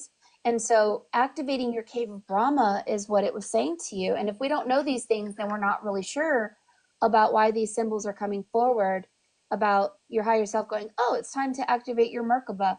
Oh, you need to get into Taurus field, your tetrahedron, and you're energizing your 12 petaled heart flower, which is the heart flower, the flower that you're seeing. And then you're like, oh, I know exactly what it is. Then you have a direct line or communication to your higher self, and you have the flower of life, which is the triquetra, in your piece. And this is 3 overlapping Vesica Piscises, which are 3 eyes. It's the Trinity of the Father, Son, the Holy Spirit. It really represents everlasting life. So you have fantastic visions. You just have to know what they mean. Yes, and I have one question for Mhm. you. And when you talk about, how when you in the dream state, um, you get those type of messages, like if you're driving or stuff like that is happening, that it might mean something.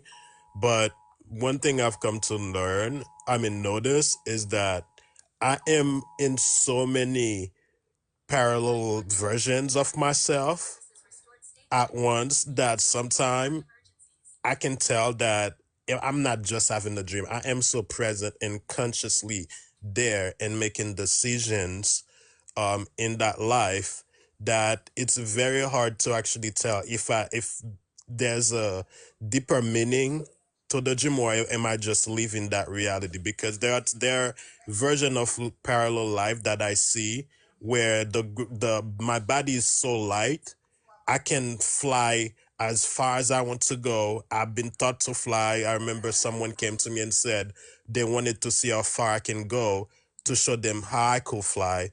And even earlier today, I I was in this place and I'm like, I wish to see the sun. And I look up and I saw the sun and I decided to fly towards the sun. And as I got closer to the sun to get inside of the sun, my physical body had this huge electrical shock. My physical body had this huge electrical shock from my spine all the way to the top of my head. And next thing I know, I start getting a warning on my phone, 911 service emergency. The 911 service is down statewide. I'm like, what are the coincidences? But Oh, for real. I mean, 911 equals 11. Um, uh, I'm going to tell you a secret that you may not believe. I don't know if I believe it totally, but this is something that I've been learning and I haven't felt any different about it for a while. So I'm just going to tell you that this is what I'm beginning to see.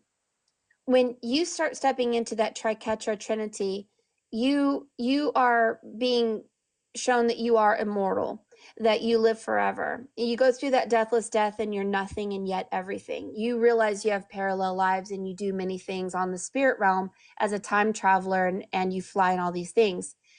Um, like for instance, I had the same dream last or the night before last where these beings were asking me how far I can fly, and I was showing them how I could fly.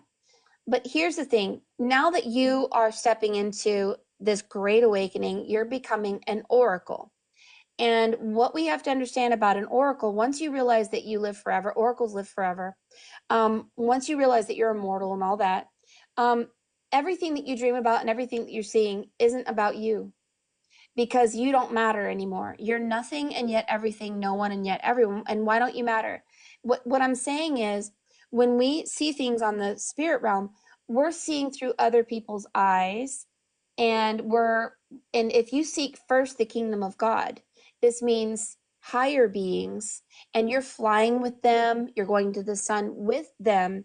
You're not you. What you're doing is you're experiencing thoughts and feelings of your higher self and these masters in a higher realm, and you're gaining their magnetism, and you're seeing them fly, and you're witnessing it with your physical body, and now you're seeing through the eye of spirit, and everyone is you in those higher realms. They are you, and you can enter into every single one of their bodies if you want to, because it's safe to, and you can get downloads and information from them about the sun, about everything. But you're invisible. Now, if you seek first the kingdom of hell and you meet people who have lower energy down here and you send your thoughts down here, you're going to see through their eyes, and you're going to see that they are being attacked, they are yes. sick, they are angry. And if you're not careful, you're going to carbon copy their their energy that hasn't been cleansed or cleaned onto yourself, You because are you're so nothing right. and you're everything. Mm-hmm. You are so right because that the one thing I've come to learn to do whenever because I do tend to put myself in their shoes, especially when Mm-hmm. I am feeling what they're feeling, Mm-hmm. and Do I that. will I will come back to this illusion, and I'll tell myself, whether this was you or not, self, I forgive you. I love every aspect of you the way you are. So let it be so, and I move on. I think that's the best way I can Good cope with it. job. You Yes. love you be that mother. All those women, that's what spirit is telling you. Be the mommy. It's okay to make mistakes. I understand you feel angry. I feel angry. I'll be angry with you for a minute, but then I'm going to go. I'm going to be a lighthouse and I'm going to shine this light out to the ocean and all of you guys can come swim to my light and I love you eternally. I'm never going to stop shining my light. But you don't ever go out to the sea and let them drown you or pull your light down. You don't carbon copy their limited energy and you cannot allow someone's biofield energetic body to tether to yours because that is the symbol of the wolf eating your crown.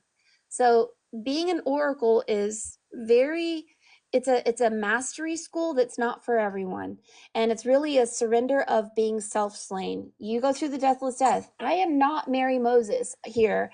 I am not this physical self. I am the voice and the feet and the hands. And in my physical life, I do have physical thoughts and blah blah. I'm just this person doing Hmm. all this stuff. But on the spirit realm, if I know how to act and work with my body and feed my spirit and seek first the kingdom of God, I will send my consciousness up to the higher beings and ooh, you're going to get downloads and ooh, you're going to get information and ooh, you're going to really grow your spirit. But if you send your thoughts down, you're going to have bad dreams and you're going to think you're being attacked. And if you're not careful, it'll actually make you sick because Yeah. they're sick because it's almost like you'll get a virus from them. Hmm. Yes, you are totally right. You Yeah. let me tell you, man, I've gone through so many situations, and like I said, that's why I think again I have to say it again that when you are awakened, I think one of the first thing you have to overcome is fear. Mm-hmm. Fear plays such a huge aspect in the astral plane, especially when you do go meet those beings that end up judging themselves based on their action and reap the fruit of it. And I had to learn that the hard way because when I was awakening, and I come to learn a lot of my past life, and I wasn't a saint. I mean, I had my own um, reincarnation process to learn about my or to go past karma and all that, and I've come to see a lot of people, whether people that have passed but are in a higher plane. Like I've seen Dolores Cannon, I've seen a lot of other people that are actually in good places, but I've seen friends that I have unalived and they're not in the best place, and it is very overwhelming, and if you let fear get to you, it really not only makes you sick, it makes you doubt yourself, judge yourself. And the best thing I can tell to everybody is one of the best way I think people can overcome fear, at least from a basic to an adept level, whatever you might think, is by being truthful. If you can be truthful to everything, anything, whether it's a friend, your parents, your spouse, your girlfriend, your brother, whoever it is, then you've come to learn that you don't have no fear of whatever the repercussion is going to be. Whatever the outcome is going to be, you own up to it. You don't play the victim and you move on. That is already putting you on a path to completely overcoming fear. Yeah, and realizing that um I was watching a show the other day about people who um when we're in this reality, we become a personality that isn't us at all. So when you go and get in trouble with the law or whatever, and they make you confess, that you did this or that, I don't know why there's not someone out there saying, oh, guess what? Everything that you've ever thought that you were, all these six fixations, all these addictions, all these other things, they weren't you. You were just the scarecrow on the cross taking on everyone's energy, and you were taking on telepathic thoughts and all kinds of things from this world that were never yours. So the person that we ended up being, fearful, sad, neglectful, all this was never us. But someone doesn't tell people that, and we just keep on taking the blame. But the truth of the matter is that we were oracles all along. We were nothing and yet everything. We took on our father and our mother's idea of this matrix system, and we didn't know how to erase all of these programmings. And so we ended up so powerless that we had no choice but to suffocate ourselves with things because we didn't know how to get our power back. So, yeah, it's like the thing is if you want to have power on the spirit realm, you have to clean your house, clean your car, clean your relationships, clean your thoughts, clean everything, because cleanliness is next to godliness. And if you collect enough power during the day, which is your daytime meditation and prayer, then nighttime you'll be able to remember your what's actually a piece of you from a higher realm and who you really are. But what keeps us asleep in this matrix is being distracted by all the things that they want us to be addicted to, all the addictions, all of the polarizations, all of these, oh, you're a bad person and you should confess. Yeah, I confess that I was a mirror of a bunch of jerks. And I don't want to be that anymore. Yeah. And one thing I also want to add to that is, I don't know if that had happened to you, but Hmm. when I was going through my own process, um, I came face to face to notice really the amount of ways, infinite ways that this metric has a hold on people.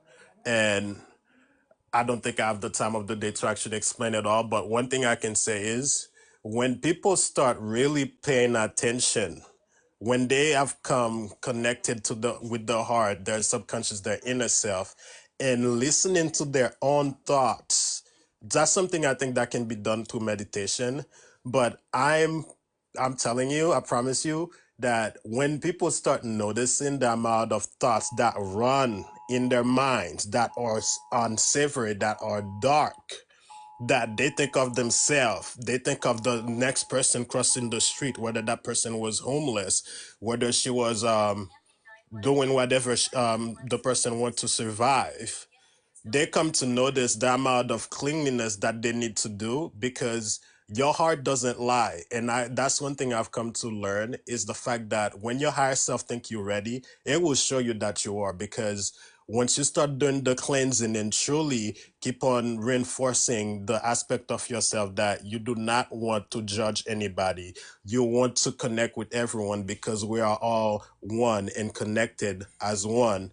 And that person that is on the street today or that is homeless, that is struggling, that could be you. I put myself in their shoes. I feel them. I know their experience. I welcome them. And the more you start doing that, it's like your heart notice your truth and it embraces you and shows you more. It shows you that you are on the right path. But before you get to that place, there will be so much cleansing to be done. It's like you are literally fighting with your own thought. Like it's like your ego, you noticing that you either make it your best friend or your worst enemy, but you're going to have to choose. Oh yeah. I mean, what we're deleting is connections to people. So here you are as an energy, and then your mother, your father, your sister, your brother, your religion, uh, uh, politics, all these quote unquote truths of reality are tethering to you. And you're signing emotional, physical contracts with all of this outside information like this. And everything is basically um, making you something that isn't exactly you. And so we become dark because we keep signing emotional and contracts with an outward matrix that is a lie.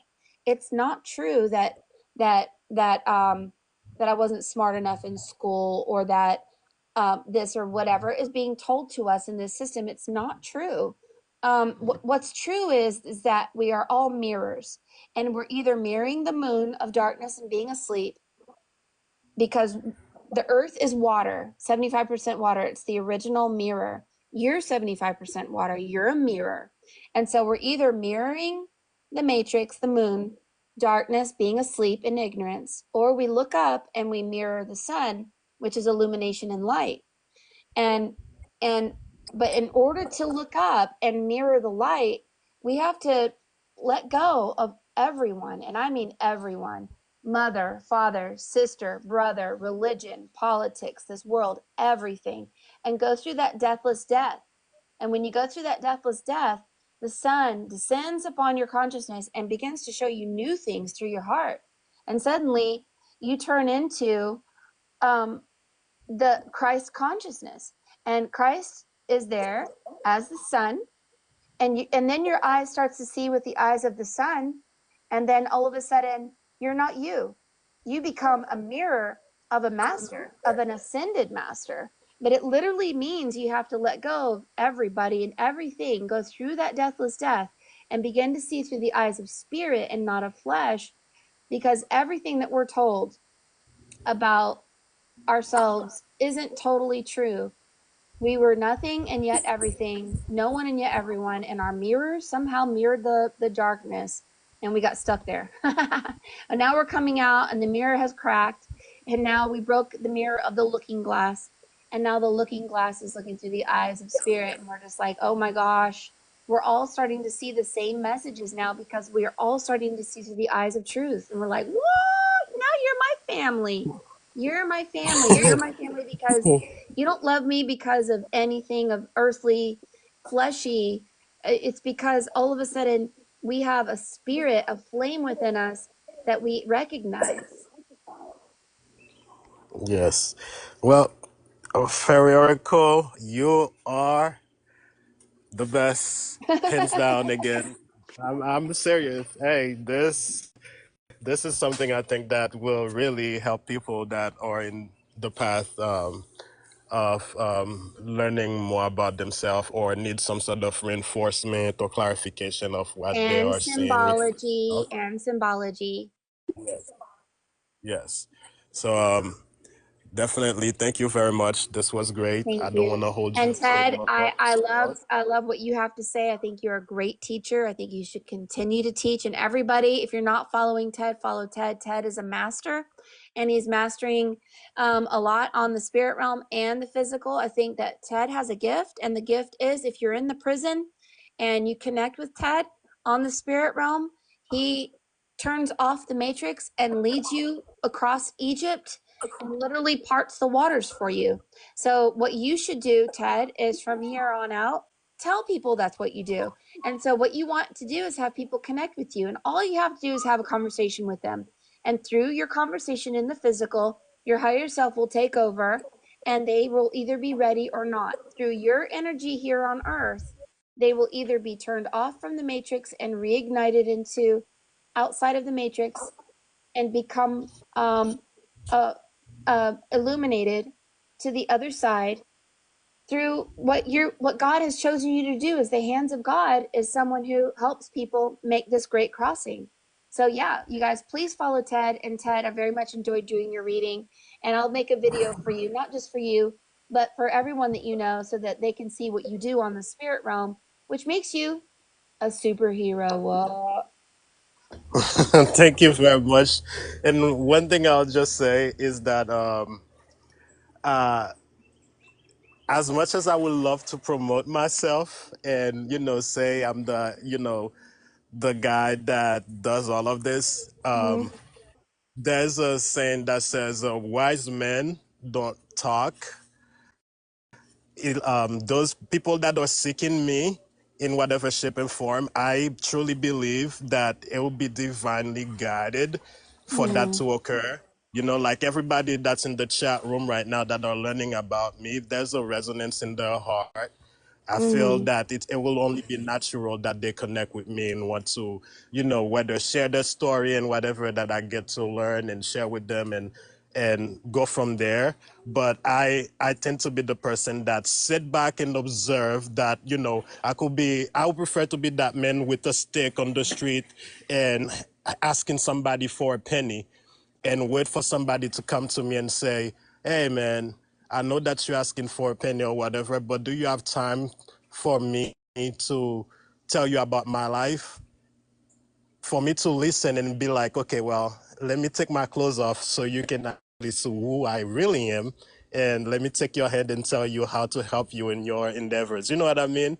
I like the mysterious aspect of this than just, walking around with a banner. I'm the system buster. I'm the light bearer. Come find me. Well, do the will of your higher self. If your higher self says don't hide your light under a bush, you don't do it. You do the will of your higher self. If your higher self says it's time to teach, you teach. If your higher self says wait for divine timing for people to come to you because you don't want um, you know, young souls to be burned by the fire. You don't want to overextend yourself and then of course polarize yourself with ego or pumping yourself up going I'm the great and mighty wizard, or I understand that because you do have a very humble nature. But if I feel like there may come a time when you are going to reach out your hand a little bit more because you're going to be you've shifted mountains, you've shifted timelines, and so you're going to be around more people who are ready and they might need you. So I'm just saying, wait for for your Yeah. higher self to tell you what to do, and don't be ashamed if you're meant to speak it out a little bit, on social media or whatever. Yes, I trust you. And honestly, I tend to, maybe there's a part of me that I wouldn't say shy, but it's like, you know what? Let's see how things goes. Well, But I I love do you. see I there's love an your aspect of energy. I can myself. feel your vibe. I know I everyone love else you can feel your more. vibe. Don't you be shy, little mister. I'm gonna take that hat off your head. I'm gonna raise your chin up and I want you to realize that you are very bright light soul. Everyone loves you already. And if that's something that's limiting you, then just let that get really small too. Just shrink it down. That's your gift. I think you take these jerks and shrink them. This was a big old jerk and you shrunk him. So let's just shrink him down. We're gonna give you a new name. We're gonna call you Shrinky Dink. We're gonna you shrink a bunch of things that you think are bad, and we're gonna shrink them down, shrink, shrink, shrink, and then build up all the goodness here. All right. Well, everybody, thank you for all the love. This was great. And I hope you all have a great and lightful day. And thank you again for your call. Oh, you're so welcome. Bye bye. Bye bye. Here we go. That was awesome. Wasn't that so awesome?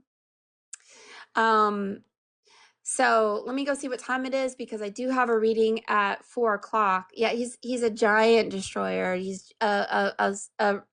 somebody who is basically a gatekeeper, but also somebody who brings those who are ready into and over the waters of Egypt. He's Moses. Welcome. You guys just met Moses. And how it works, it's something that is um kind of beyond my personal understanding of how how and how spirit works and all of that. So I'm going to take this piece of paper off here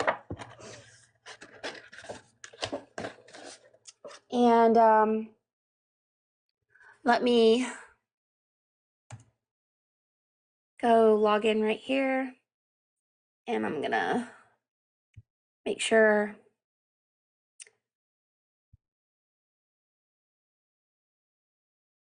See. My next reading today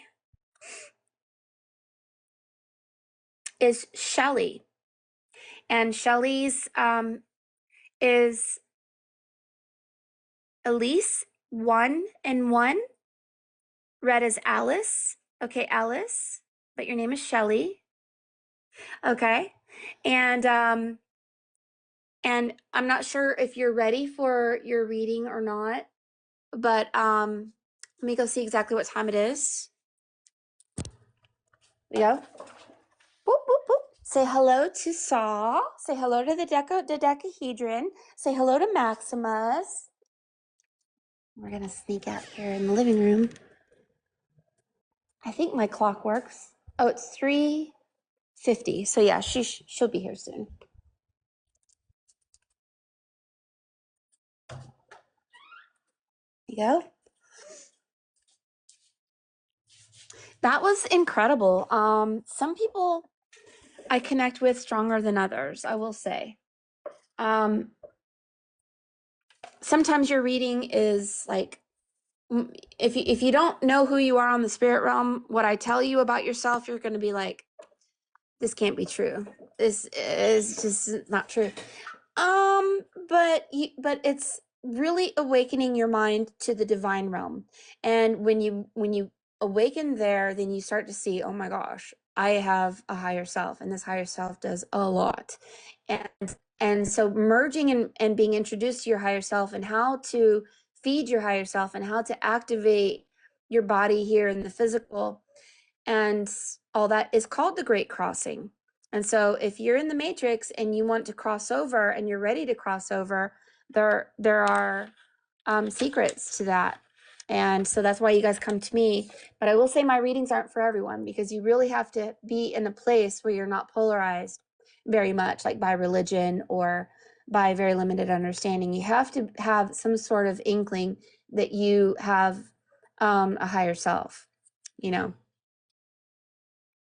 So let me see if I can see. Hello, Stargazer. Hello. Let's see. We're looking for Alice 1 and 1. I'm looking through here. Oh, hello, honeybee. How's my honeybee? Thank you so much. He has a very powerful energy. He's also very humble, yes. But I tried to stop doing readings, and my higher self was like, you should continue. And I'm like, why? You know, and it's because we have to hear from the invisible world in whatever way our gift allows us to see, or else we miss the train, we miss the communication. You know, if we distract ourselves too much in the flesh, we'll miss the communications from spirit. And also, they want us to continue and perpetuate our adepthood. They want us to become masters. See? Well, so somebody says that will I read them? I have a scheduled reading today for Shelly, and her name is Alice 1 and 1. So yes. So let me see if she's here. Actually, if you guys will excuse me for just a moment, I got to go look at my text messages to make sure that I'm right about this. So hold on. I'll be right back.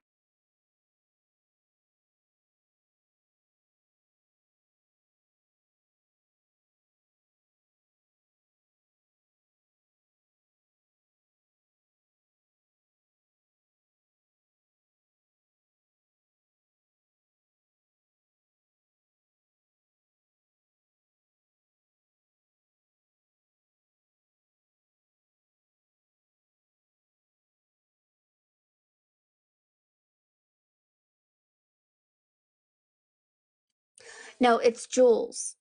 Jules is right now. She's 4 o'clock. I'll see. I have somebody I'm scheduling tomorrow. I think that's Shelly. So today is Jules. I need to start getting my calendar together.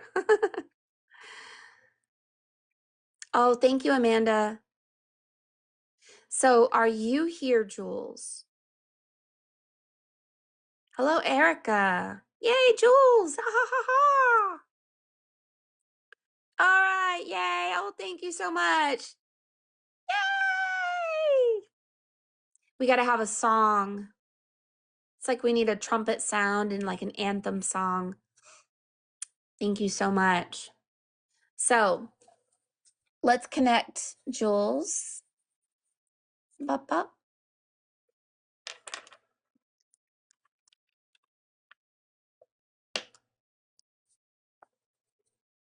Let's pull a card for Jules. Let's get a connection going. Protection and music. The number 10. Israfel, and 1, Mikael. Protection and music. Ooh, protecting yourself with frequency, something like that. Ooh, the number 10 and the number 1. This is very powerful numbers here. Yeah, it's like, see, the number 10 reflects the perfected man. So Adam is 1414, which equals 10. Okay. And Eve represents the number 1. So 10 and 1 is Adam and Eve. And then when you get into numerology, you begin to realize, oh my gosh, 0 is the cosmic egg that represents all the attributes of God. 1 is the beginning and the end of all things and has no beginning or no end. So the womb, WOM, is the womb. And so when we're talking about the number 10 and the number 1, we're talking about male and female, feminine and masculine. And 1 is limited to itself and unlimited in other numbers. And so it has a binary code, and it's the binary code system. So when you get into numerology and you are given the number 10 and the number 1, it's like the most powerful number you could actually receive. So that's exciting. Let's activate the heart of a child, Jules. And let's let Glenda tell you to, she's going to give you a kiss. Mwah.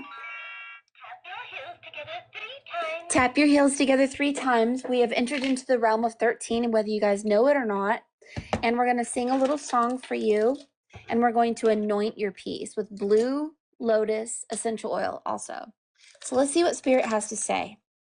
I think you have a soldier here. Someday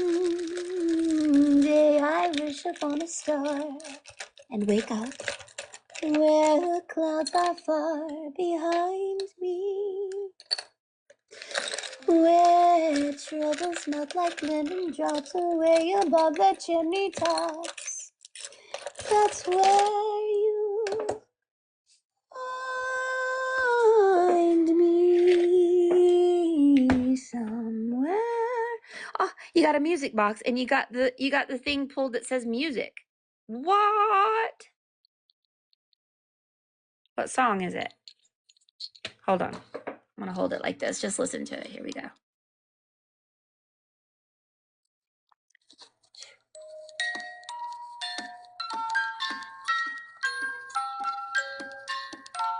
Of course, it's somewhere over the rainbow. Ah ha ha. You have the triquetra as a coin. This is the Trinity. This is the golden age of Aquarius. This is the number 13. That's really good. You have 2 green coins, and then you have a leaf, an oak leaf here. And then you have a mushroom. This is transmuting. And then you have a soldier, the nutcracker here. Interesting, huh? Interesting symbologies. Let's anoint your piece. And for some reason, I'm moving from rose essential oil to blue lotus. And I think it's a divine change. I see bells, golden bells, sounds. It's all about sound with you, Jules. All about sound, frequency, the sound of bells. Are you Bella? Are you being asked to choose between the wolf and the vampire? Ooh, let us see. So, Jules,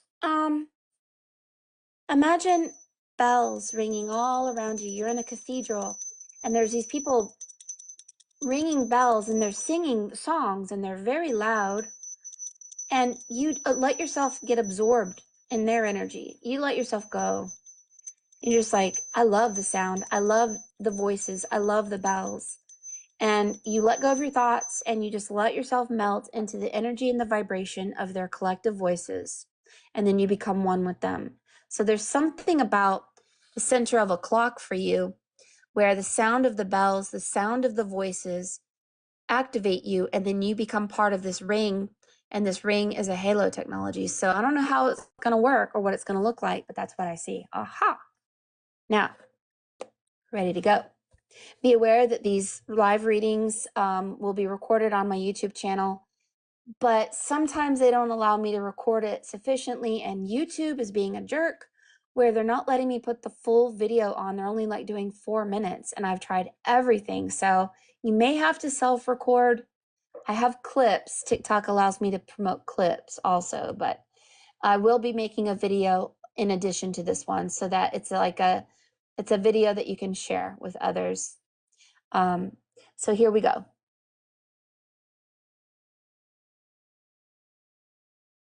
I'm hearing a song for you.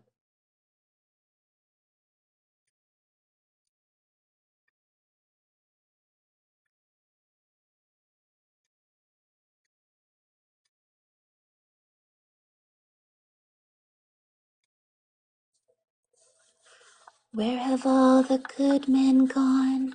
And where are all the gods?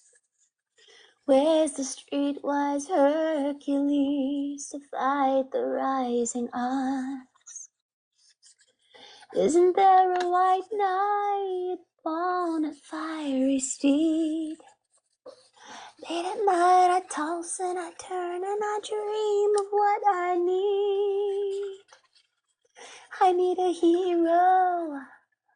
I'm holding out for a hero to the end of the night.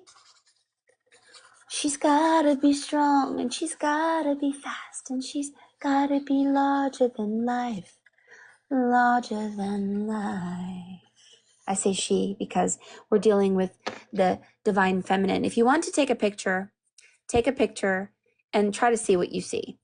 And then in the meantime, I'm going to see what I see. Okay.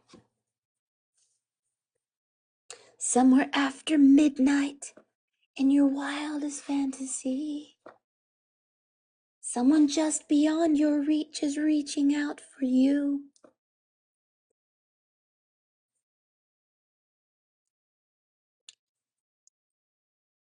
Oh my.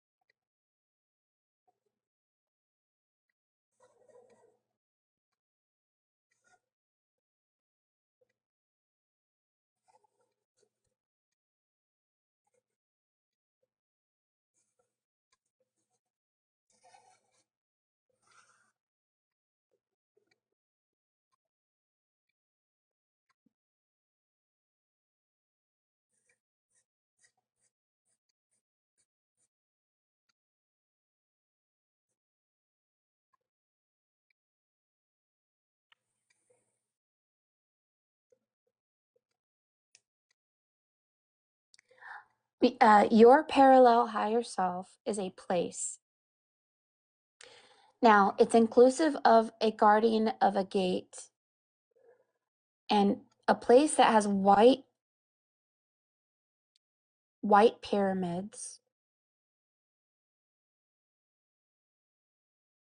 some kind of technology that is a circle and things go in and out of that circle. There's a man with a staff.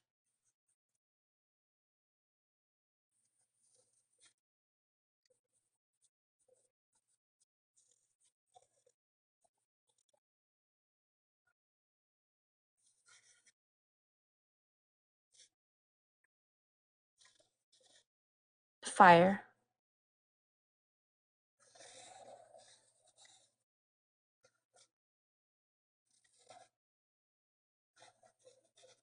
I don't know, excuse me, who this is.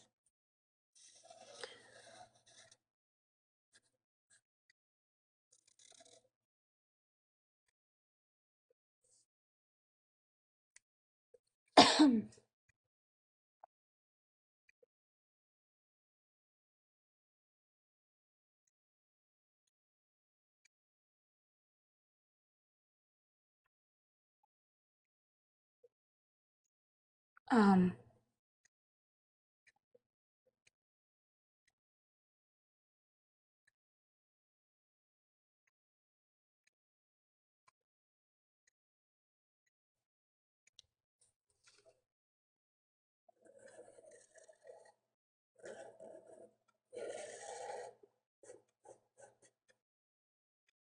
um, okay, so let me just say your arms reach east and west. You, there's beings in the lower world and the upper world.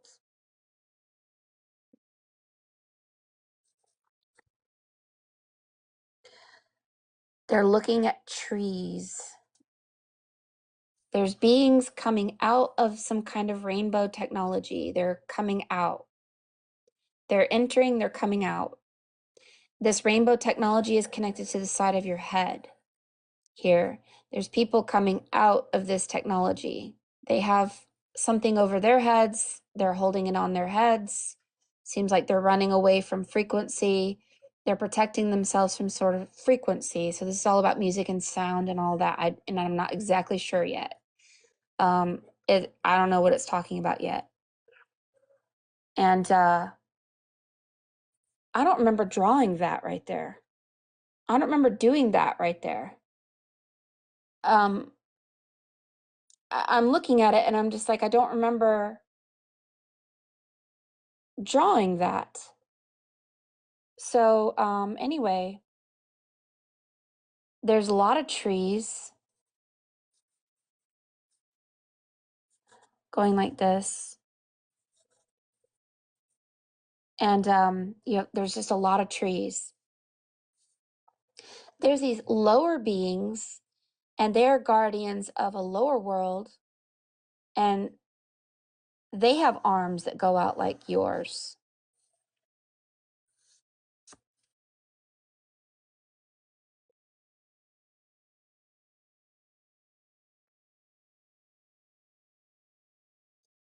And so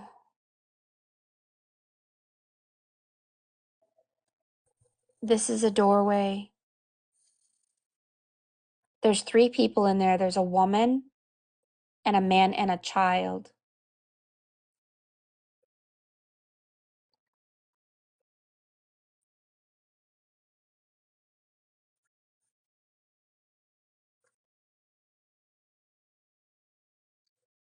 A lost child.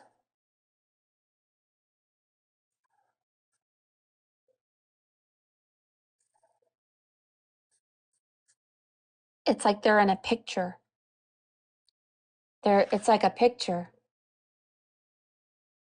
But your arms represent a wall, but a place. And it's a place that people cannot pass or enter. Thou shalt not pass.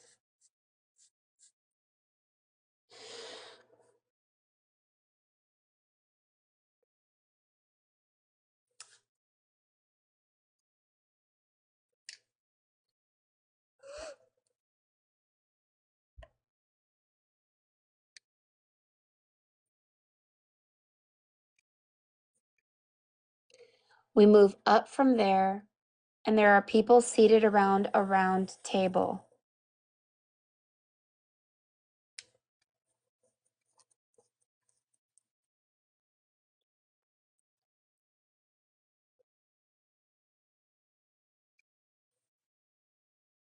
There is a a a mother and a father flying of male and female energy like this, and their wings and their arms, they're literally flying, and their arms go like this, protecting this realm. And it says LM, Elm. And anyway, they're going like this, and they're protecting this reality. It's like Nuit, but it's not. It's a male and a female, and it's protecting a particular reality. And there's this beautiful woman looking up. She has this cloud over her head that's like a halo technology here.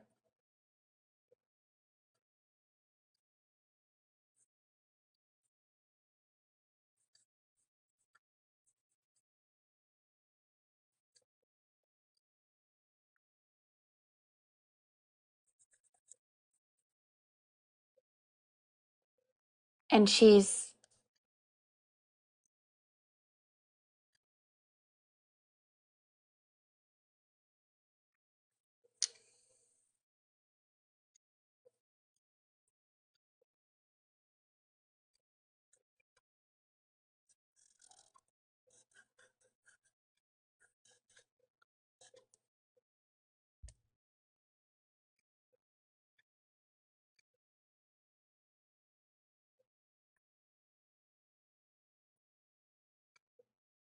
I'm seeing lost children.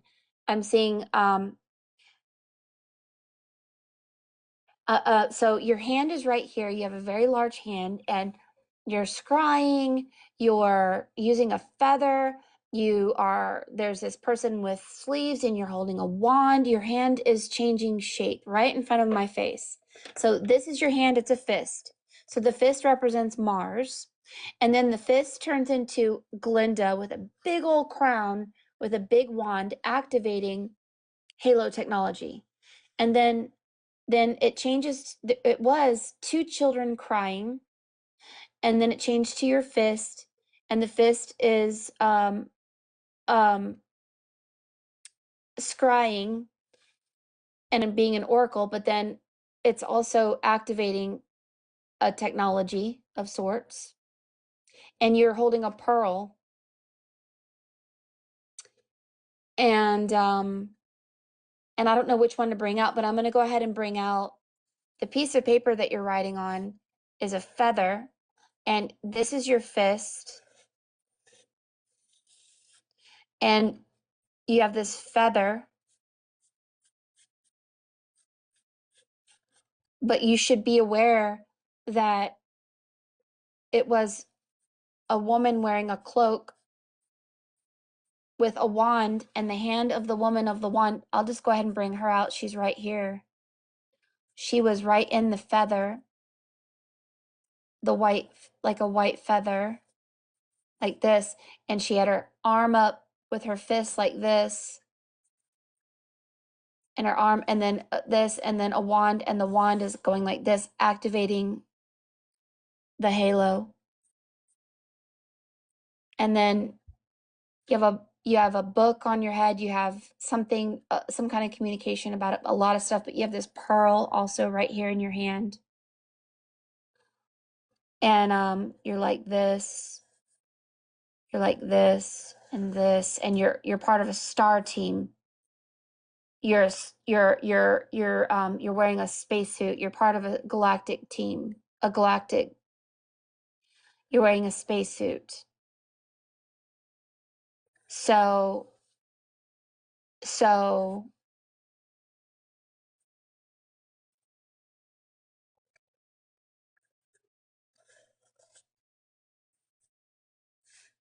it's like a spaceship and they're beaming down something over your head. All right. So what you're literally scrying right here is well, there's a clown on a cross. It says joy. There are people around a table. The person on the cross changed into people around a table. There's people around this table. It's reminding me that this is a table. The people that are seated around the table are learning to move their mind outside of their body so that they can become more than themselves. So they're sitting there at the table and their consciousness moves out of their body into like a cat or something that travels outside of the body. And they are immobile because their higher self came out of their head and is seeing through a window into another reality. So there's these people and they're learning from a celestial school, and there's teachers in this celestial school, and they're literally holding papers that are invisible. And her fingers spell something. And there's children, and there's a Shiva. This is a floating white statue-like person. And she is like this. She has her legs like this. She's floating. And there's these people, they're looking, they're seated at a table. And this is the table.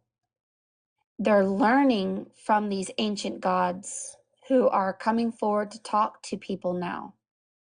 Only when you're ready. And they're at the table. And the table kind of emanates out. We had this reading that was similar to this yesterday. And some people at the table are very small and some are very large.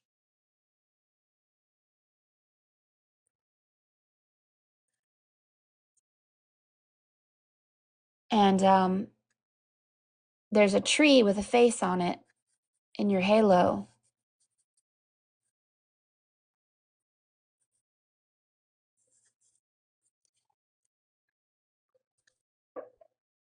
And it says something up here. It says, it literally says, it literally said, not halo, it was H-A, it's changing on me. It's changing, it's talking, so it's going so fast I can't keep up. So it said, halo, hell turned to halo. Halo turned to Inanna. Inanna turned to well. W-E-L-L. It's the well. W-E-L-L. Hell turned to well. And then halo. So, and then M.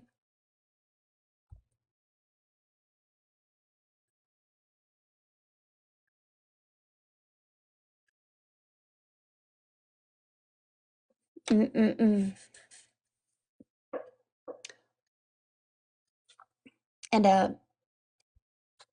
some kind of white language, and that's a letter Y that's upside down that goes like this.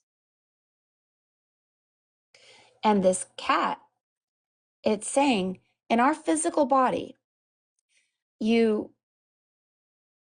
let go of yourself, your higher self takes over, and unbeknownst to you, this eye of the cat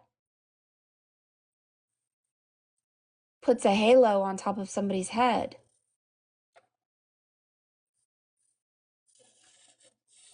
And this person isn't moving because they're allowing their higher self to do stuff, and all they have to do is learn how to empower their higher self so that they can do great and mighty things by letting go of the self.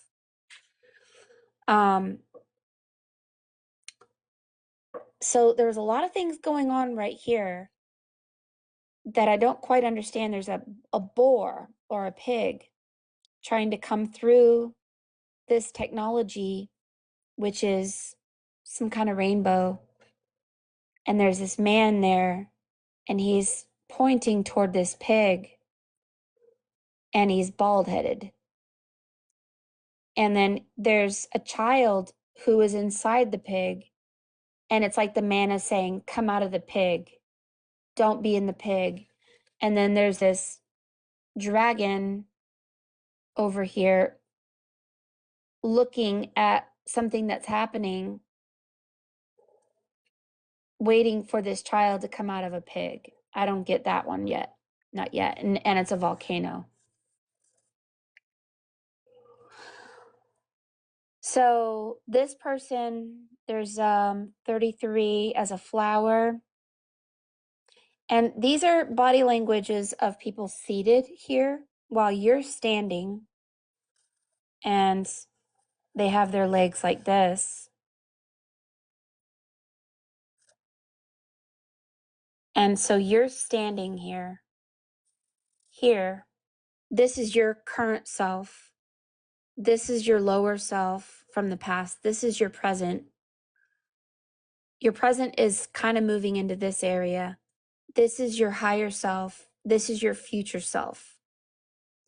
Seems as if you are the lost endwives of those tree people, in the sense that I don't know what it is about you and trees, but there's these tree people here. And so you're part of the 7 Raid Masters, and they are saying things to you like, you are a person in this reality which is a carrier of the flame. You give the flame of your male physical self to your immortal self. This means a surrender of self. There is a technology that moves our consciousness out and goes to the table of alchemy and the oracle, where we become scryers and activators and Shivas, floating angels. And we step into our halo technology through the cat's eye, Mary Magdalene, and the Divine Father and Mother. It's an elm tree.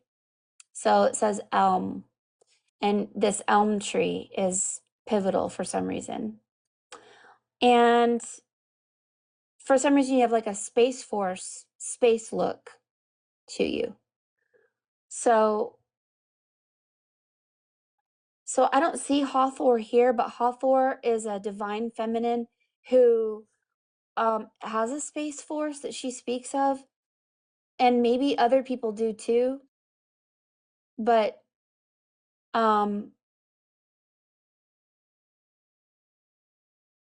so it's saying Venus, Venus.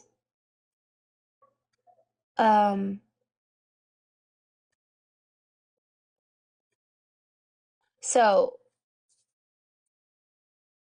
this is changing. So every time I look at a word and I'm starting to look at what it says, and I'm like very, very sure of what it says, it immediately changes in front of me. And I don't know why it does that. But that clown, there's a clown on a cross right here, and it needs to be said because it's being shown twice.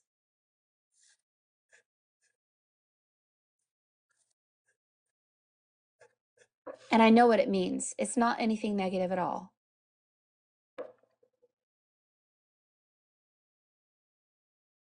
I mean, it literally said Xerxes, and then it says Venus, and then it says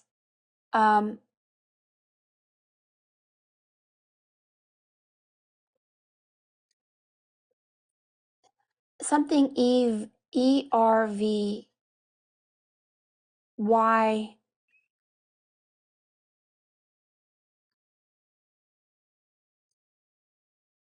and Venus, something US. In US, Venus, maybe. Something like that. Sirius. Oh.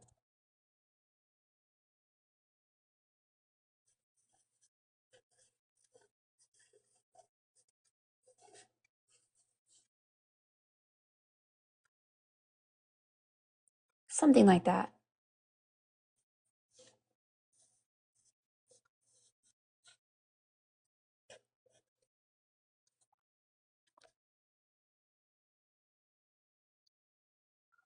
So when you see a hogwart or a warthog, you flip it around to Hogwarts. It's a celestial school.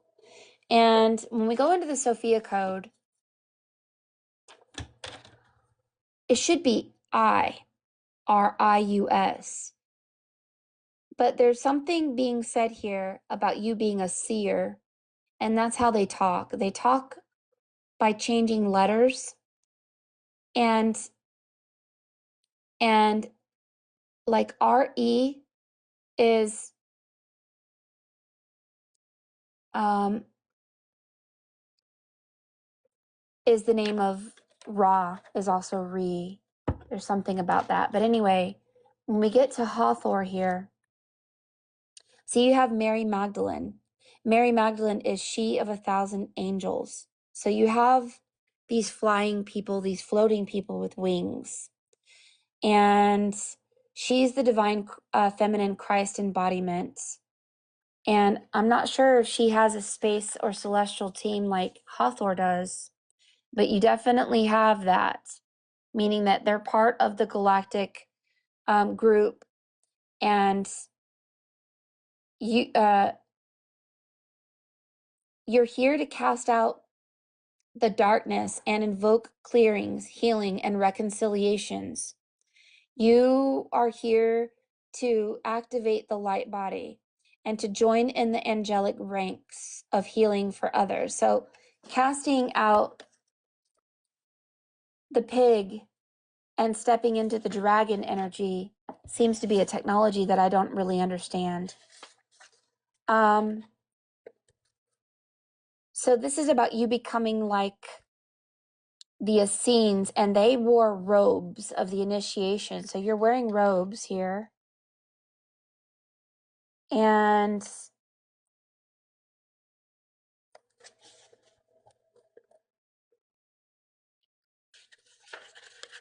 let me see. Door opens for Magdalene's public ministry.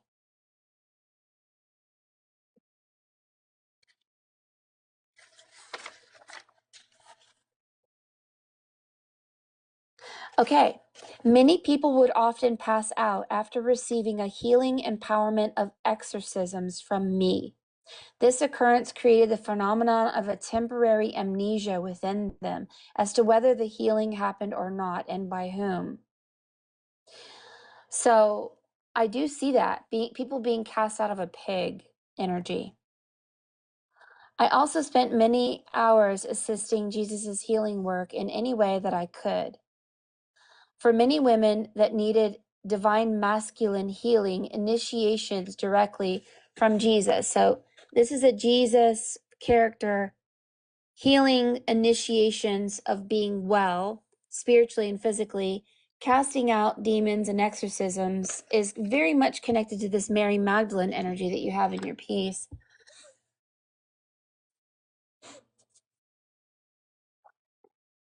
I became an associated safe face that invited them to trust him and to move closer to what he was offering to their hearts. I healed painful memories from other lifetimes also. I never felt that I was beneath Jesus or in servitude of him in any way. His integrity was immaculate, and his devoted acts for reconciling the divine feminine went above and beyond every day. Our spiritual alliance encoded humanity's collective consciousness with a true template for the reconciliation of the divine masculine and divine feminine, male and female. This is the reconciliation of feminine Christ energies. Our constant focus upon service and uninterrupted work revealed the power of how men and women can access their divinity together. This is exactly what your piece is saying. Absolutely. Rising above the base cultural survival strategies to serve a mighty good in wholeness and integrity with one another. We were both so filled by the Holy Spirit pouring through us that our daily experiences of working with one another created a blueprint for a future of a golden age that is upon you now. Both Jesus and I received many visitors from the future. They would assure us that the seeds that we were sowing together for the awakening of humanity would one day blossom to radically empower a new generation of light workers for the earth's ascension. So we were sowing seeds of consciousness for a spiritual revolution that would remain underground until the conditions were ripe for the roses of our Sophia Christ teachings to be revealed once again. So we both had many visions of the time that you are living in now. And in my visions, I saw that the sophisticated magi mystery, I see that you're a magi, mystery school techniques that we use to safely offer our public ministry together as a man and woman would one day no longer be needed. And I also witnessed that after Jesus' ascension, much of what we were teaching would be understood or misused for the centuries to come.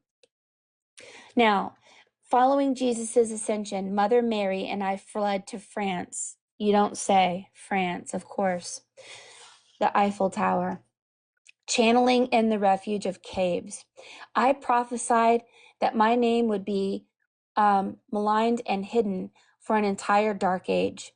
I also witnessed that my reputation would be restored until thousands of years later, when the voices of women ushering in new golden age. Aha! The lost Entwives is Mary Magdalene. That is so cool.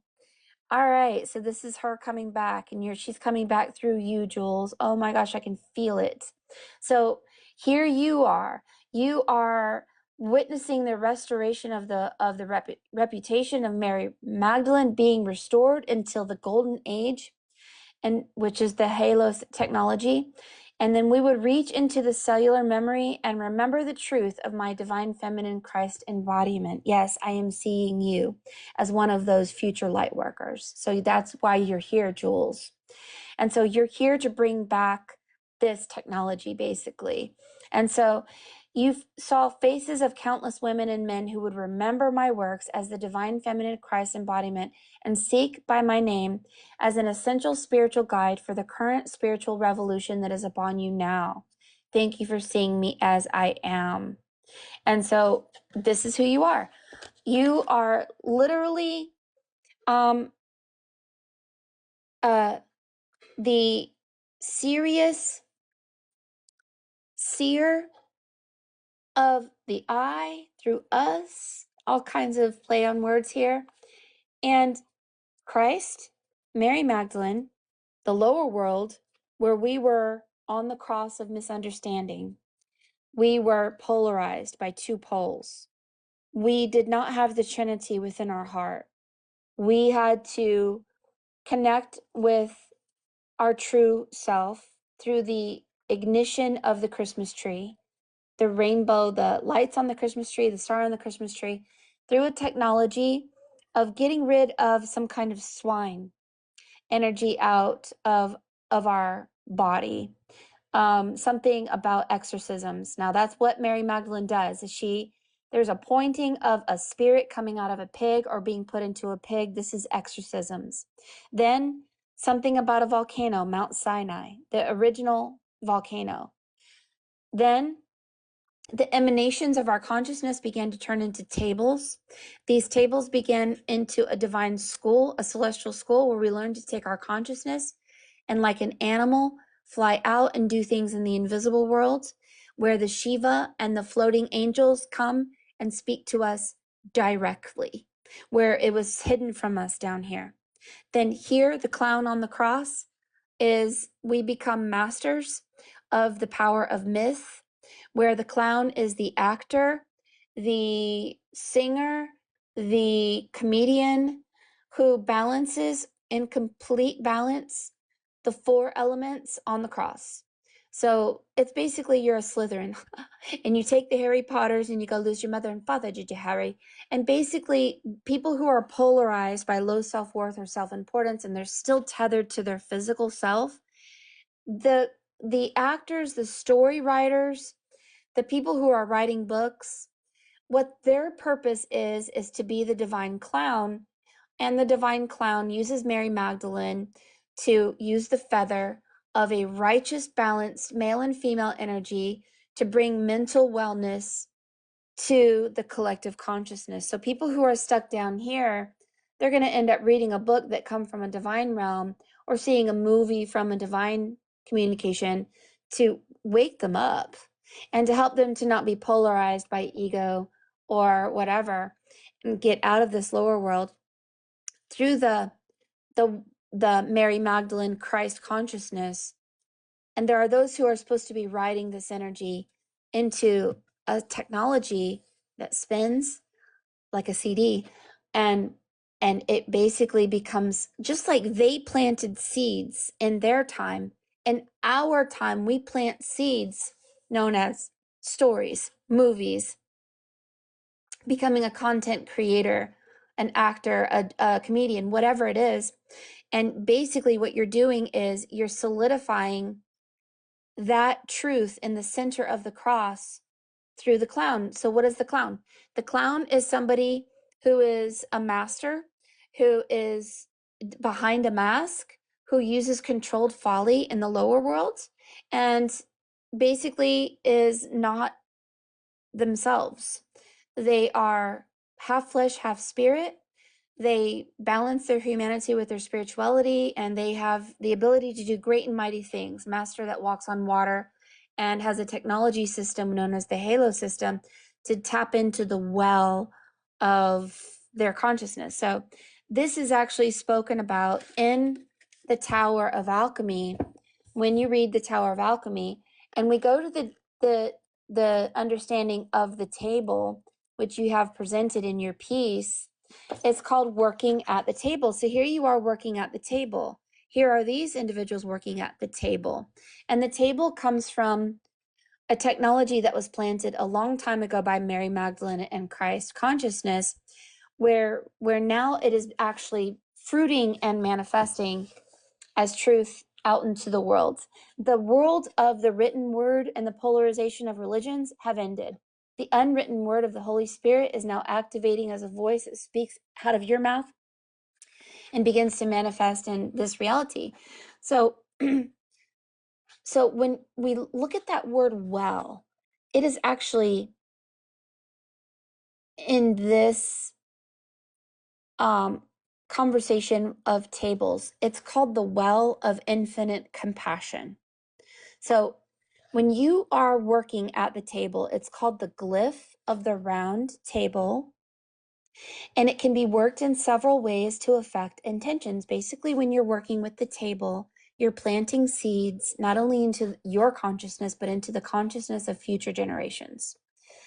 And you have to work with it in several different ways. Now, they're going to tell you to use the table, quote unquote, to place objects on it as intentions to manifest something in our time now. I don't see that as truth in your piece. I see that you're creating manifestations, or you are creating the power of the clown on the cross.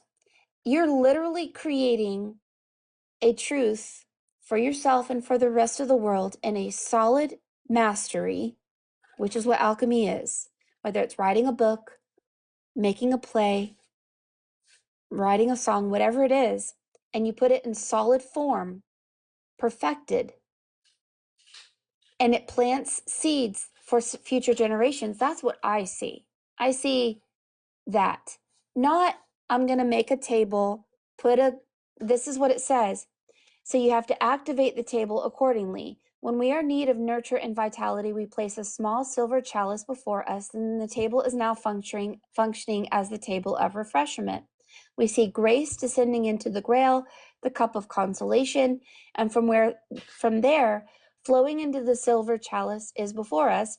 We may then drink of the life of worlds, which is also called the well of infinite compassion. So you are the well of infinite compassion. Look at how it makes a heart right here. But they're talking about this in now time. I don't see that. I see that you're like Mary Magdalene, and what you're doing with the table of your laboratory of you as being an alchemist, of being an adept student of symbology, numerology, and all the things that you're learning in your life, that you're literally, you have to be like the person who wrote Wizard of Oz or Harry Potter, where you are not only making a prayer and a blessing and you are a key that activates, but you're a soldier that does the will of God, that plays the music and helps people transmute their negative, limited thoughts of self through the transcendence of the Trinity and the devotion of the divine feminine and male. So you are the star here, and you're bringing the divine unity of the creative powers of both male and female. So I'm going to ask you, I don't know how many followers you have, if you would like to come live, because there's an aspect of yourself that says you cannot enter. And why can't these people enter? It looks as if the reason they have not entered is because the child, which is Christ consciousness, is sad. This child has low self-worth. This child is angry. This child is polarized. This child is under the curse of their generations. This is a contract, and this child has signed a mental and emotional contract with what their mother and father has told them. So this person is an innocent child. They don't need to be here, but their thoughts and their emotions are making them stuck to the curse of their generational curse. And this child is literally crying, right? And you're protecting them in the womb of the solar plexus. And I told you in the beginning, look at where your womb is, that you are the number 10 and the number 1. And this is 10, Adam. Adam comes to 1414, which is the number 10. It means perfected man.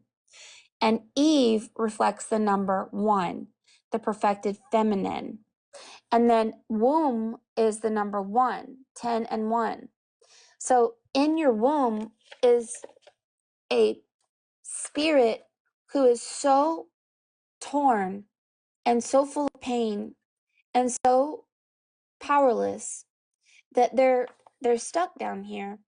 But you are the cosmic womb that's going to help them see them for who they truly are, breaking those generational contracts, taking them through the heart, then to the head, and to the table, and then to the emanations of that table, where eventually we become so powerful that we become the well of infinite truth, which is the halo.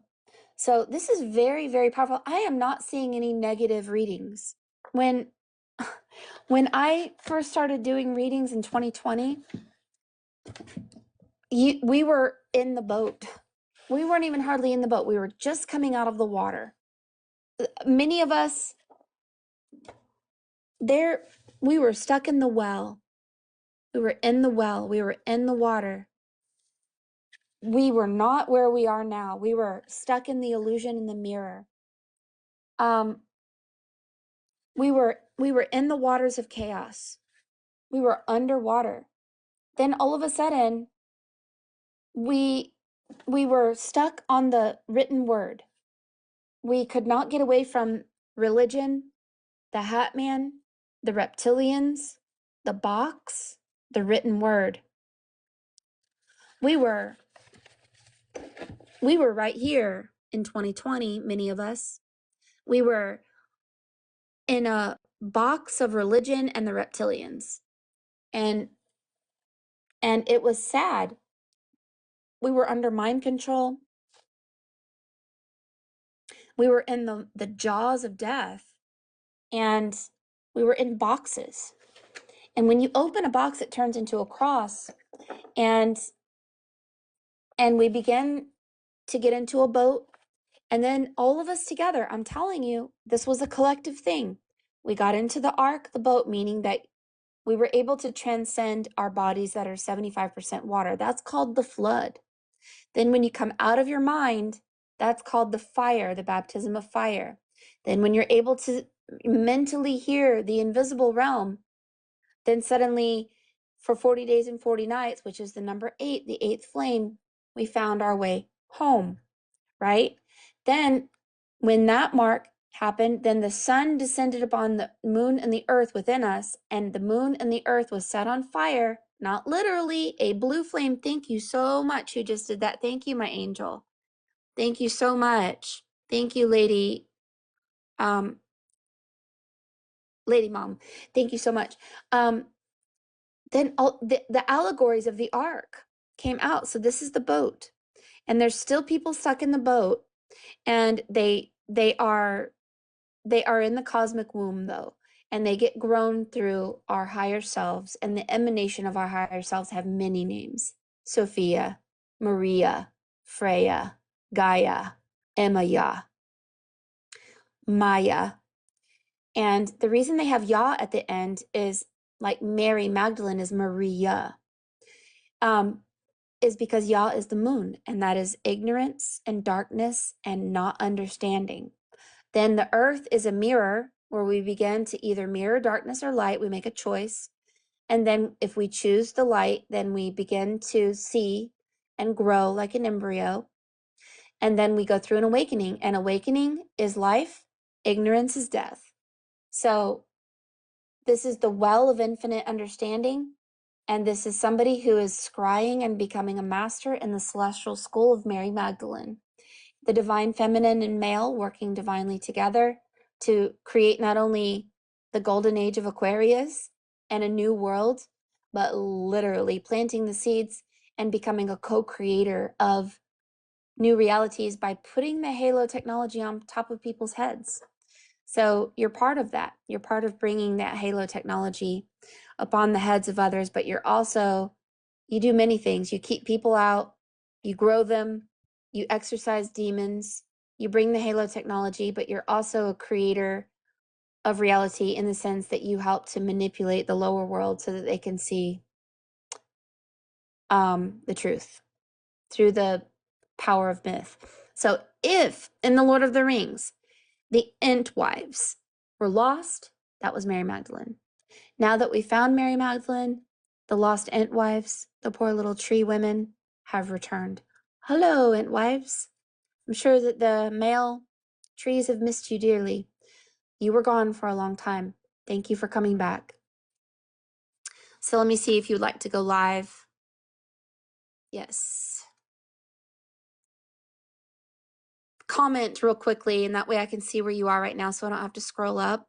And I'll see if you would like to go live and see how this vibed with you and see if you have any questions. Hi, Yaya. Thank you so much. Okay, here we go.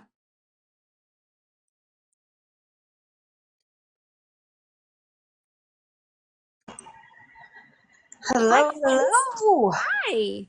Oh my wow, oh my wow, oh my wow.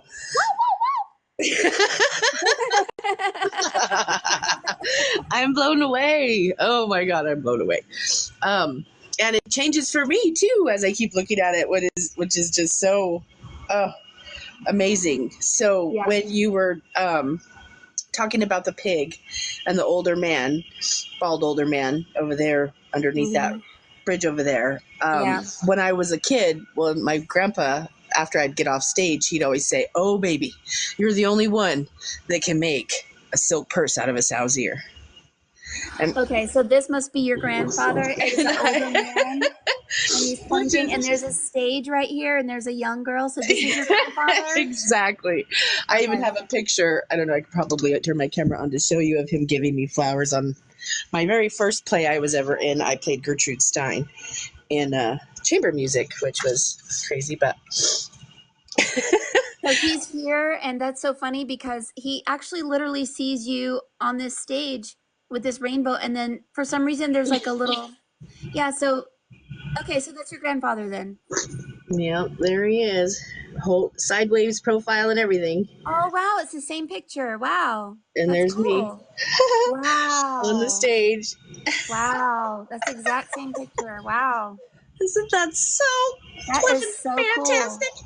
Yes, that's amazing. It is pretty amazing. And so the other funny thing, okay, so the serious part in the middle, ever for, I don't know, as long as I can remember, and then the Y symbol, when you were drawing that, I would always say, why so serious? Like, when you just want to get everybody in a better mood and stop whine-bagging about whatever's whine-bagging.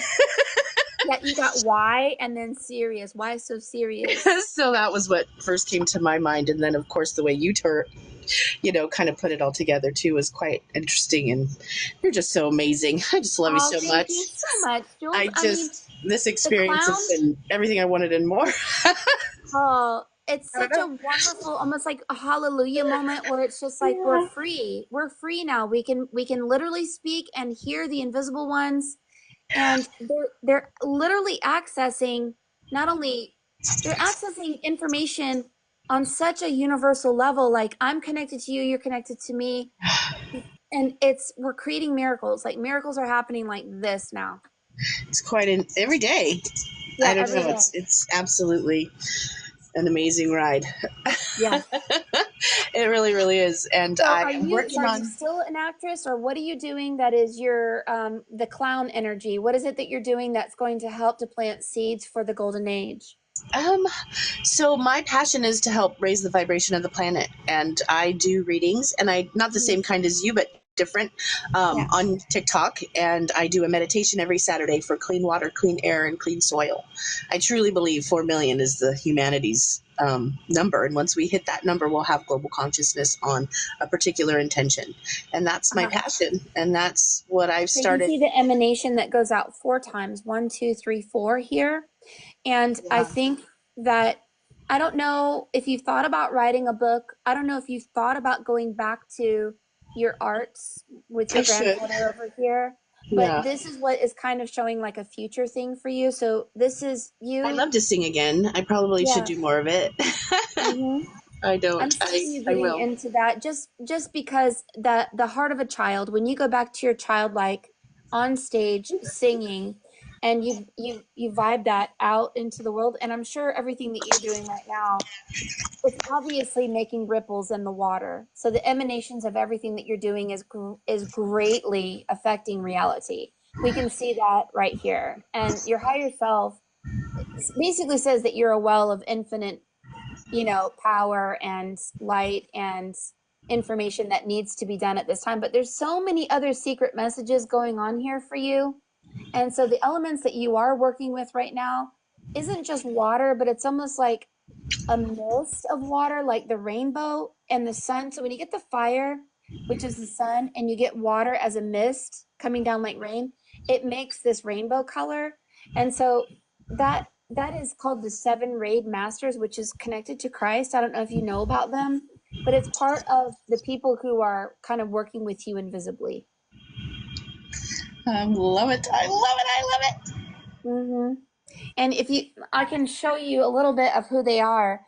That your particular hand language and body language probably parallels with these seven rayed masters that have particular names. And I'm going to look right here to see what their name is because I'm sure that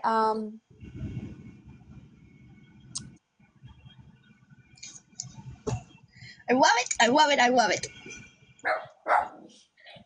Saul says he loves it too. Hi, Sal.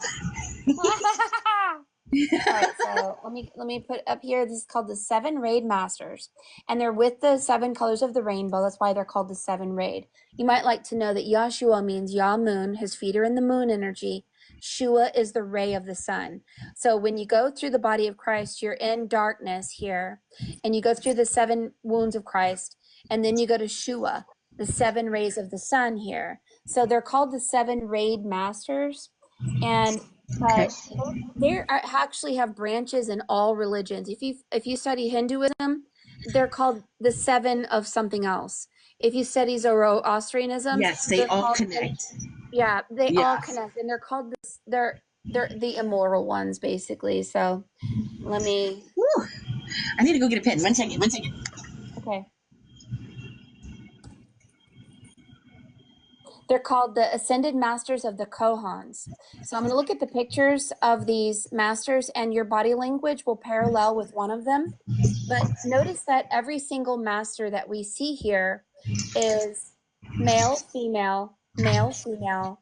And then you have Eastern religion here with like Buddhism. So they are inclusive of all religions.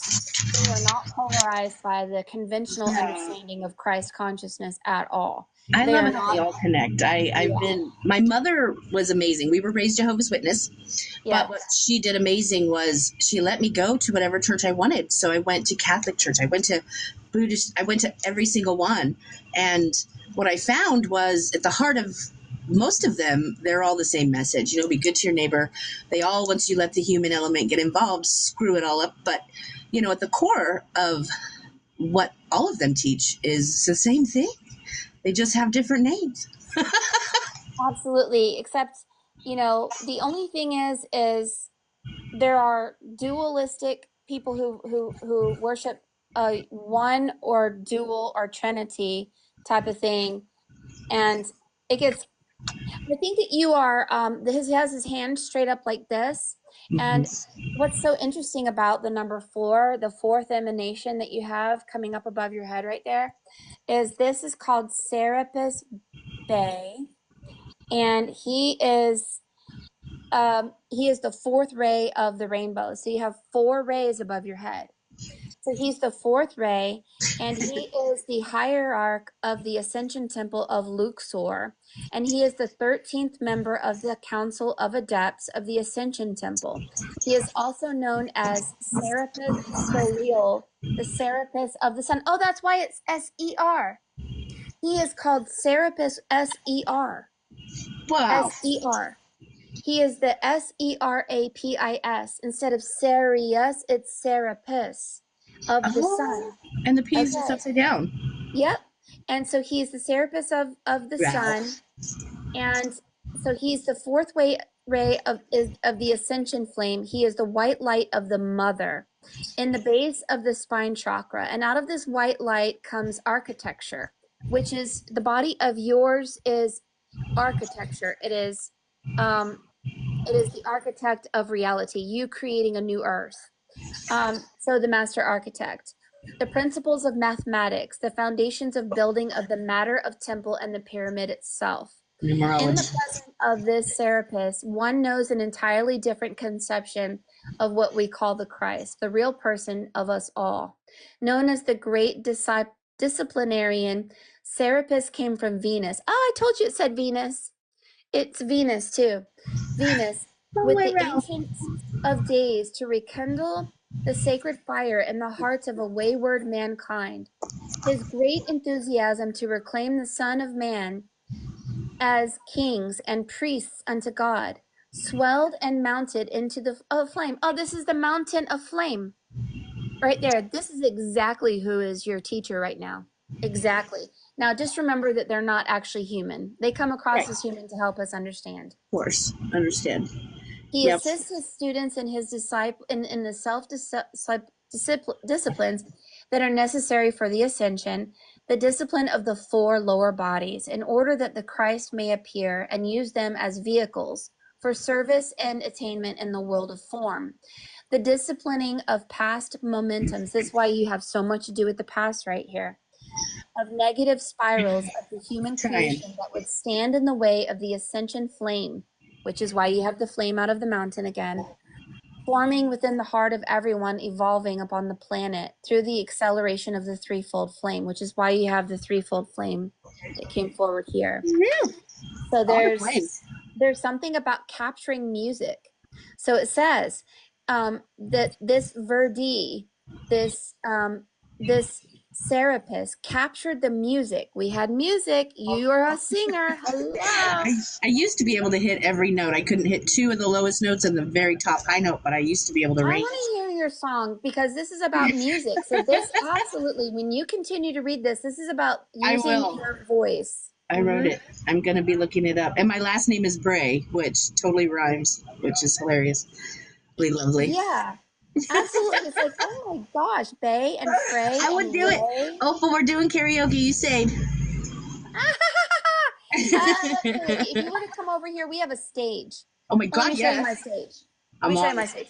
Oh, first of all, let me tell you, your initiation is the base of your spine chakra. Your gift is the Holy Spirit, working of miracles. Your retreat is the temple of Luxor or Egypt. Your vibration is the white crystal. Your gemstone is diamond, pearl, and quartz crystal. Your duality is purity, discipline, joy, and ascension. It says joy. It said joy. And then your day is Friday. Ah ha ha. I'm Let me going show to you my Egypt in stage. 2 years. My client does tours in Egypt. He's a sound healer.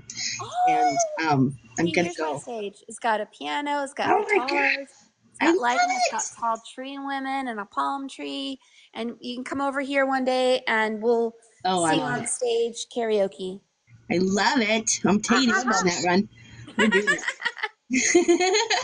So I love you. I'm I so love glad you. that you're here. I think that I love you. Oh, me too. Woohoo. what you're doing is absolutely what you're meant to do. You are in the circle of your balance. Yeah. And I think that all you need to be told today is they are so proud of you. Don't stop. And maybe go back to singing. And then make some videos. Like what I I do shall. is so silly, but maybe like when you do a reading for someone, go, oh my gosh, Spirit sent you a song. I'm going to make a video for you. And then like sing to them. Okay. I'll do it. You got it. All I have a right. couple of singing videos that I have posted, but I don't have a mic or anything, but I'll work on it. Okay, I will so get I'll back check to it. you out for sure. But I want to look and see. I want to hear you. I did, duets with Antoinette. I don't know if you've heard her. I've shared a couple of her lives with you guys. She is phenomenal. And Oh, I'll do more. I'll do more. yeah, yeah. That sounds good. I love it. All right, darling. Well, you can take a screenshot, but I'll be making a video for you, and I'll sing for you too. And then you can duet it, and then we can sing together. Okay. All right. All right, It's a date. all right, darling. Well, thank you so Thank much, you. and I Oh my really God, I enjoyed love seeing it you. so much. Okay, And the next 4 times I learn and I watch it too. I know, right? Mwah. All right, love you. Love you too. How are you? Let's see, there we go. So, how wonderful, you guys. I mean, it will happen that your deceased loved ones or, people that love you, whether they're deceased or not, will come forward in your reading sometimes. And I won't know it. I won't know that her grandfather and she was on stage with the pig. I won't know what that means. All I know is an older man came forward with a pig and a stage and this, and I'll try to interpret it spiritually, but if you catch it, you'll be able to see that, oh my gosh, that's my grandfather, that was me on stage, this was what he said to me. And then what's so awesome about it is it won't only show a picture of the grandfather coming out right here, but a dragon. And what does that mean? That almost as if our original form is a dragon. And so grandfather, dragon on the other side, peering around the corner right here. Grandfather, pig, child, stage, and then the dragon. And then you got to look at it and you're like, what? It's almost like when you see somebody coming off the stage and they're going through a time shift, it's almost like something about he went through time to get here to this moment to communicate with Jules to tell us that we are like dragons, we are eternal, we don't die. So this is helping us to be so calm within our inner core. Because one thing I know, me and many others, is so afraid of death. We're so afraid of the other side. We're so afraid of it that we're not sure people are telling the truth. We're not sure. We haven't seen it, and we may have dreams, but are they real? They're so whimsical. How can we have solid proof? And even the religions are so, oh my gosh, if you mess up even once, you're gonna, and we don't know. But when we see things like this, we can feel really, really safe in the womb of the Divine Mother, that we're never alone, that we are being loved, we are being cared for, we are being grown, we are in the eye of the beholder. And this eye is the womb of the Divine Mother that's keeping us safe. And the immortal ones are here as 7 rayed masters to come to us, to tell us they've been with us in previous lifetimes. They say that they come from this particular Serapis is a high priest that comes from Atlantis. And in Egypt, he was the architect of the Great Pyramid. And so they have energies that are connected to it says a 40-foot high statue of gold of Athena. Does this not look like a statue that's standing really high of gold of Athena, the mother figure, the goddess of truth? And so when you begin to compare the truths that come forward in the art of scrying with the written word and what they have to say with their body language, we can see the divinity in it. We can see the excitement, the miracle of it. I mean, literally, I'm going to go to bed giggling tonight because of 2 readings today, which brought forward not only Christ, Mary Magdalene, and the 7 rayed masters, the invisible immortal ones, but even with Ted's piece here, we see his dreams. He had dreams of these beings, and his dreams came forward to say, hey, it was real. You are this. This is actually happening here. And then the flowers and the things that he saw right here.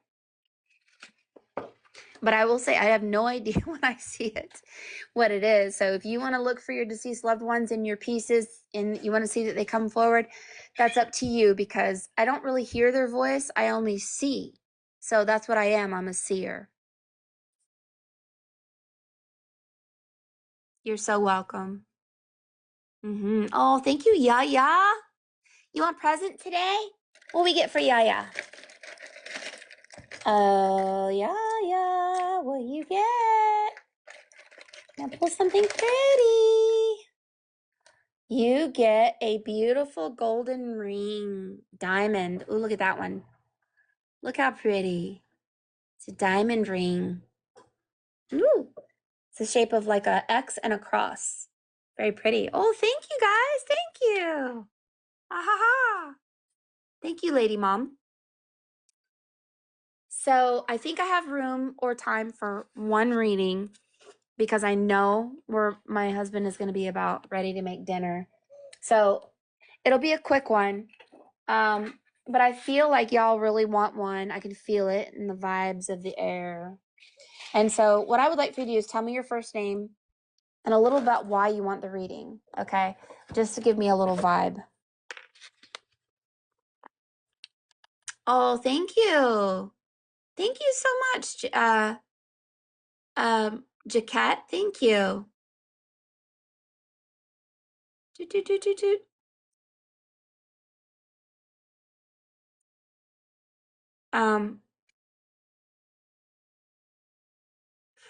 Greenie, you want your new name. So what is your current name? Green-eyed timeline. What is your current name? And then Spirit's going to give you your new name today. Remember that we did live in an inverted reality, so you may be able to turn the name backwards or forwards. It may be a technology in the name that might be kind of cool for you. Kristen. So Kristen's your real name.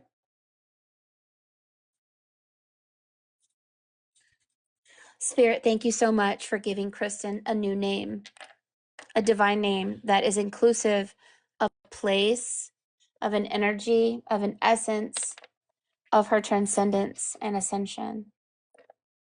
Yes, I will anoint it. They say anoint it. Okay. Where's my anointing bottle? Where, oh, where are you tonight? Why did you leave me here all alone? I searched the world over to find my essential oil. Here we go. We're going to anoint it and we are done. Here we go.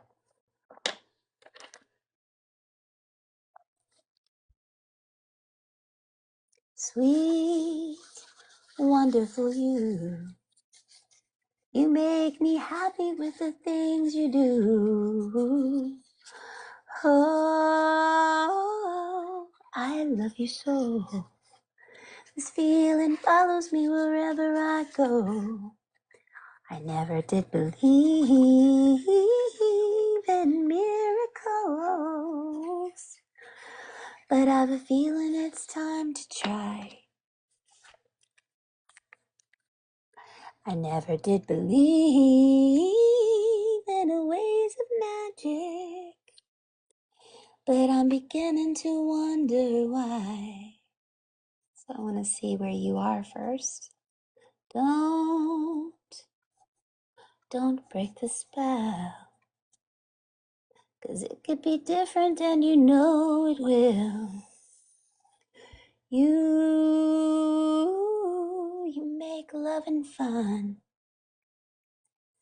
And I don't have to tell you, but you're the only one.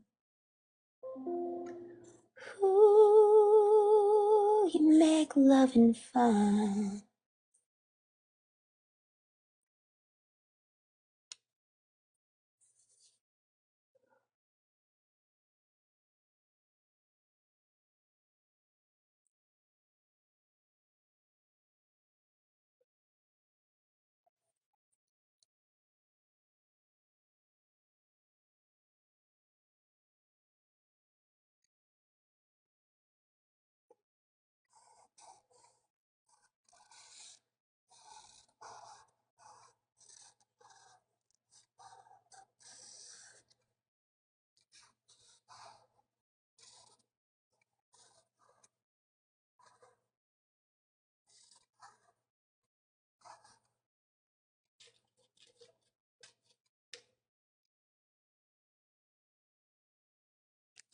Ow!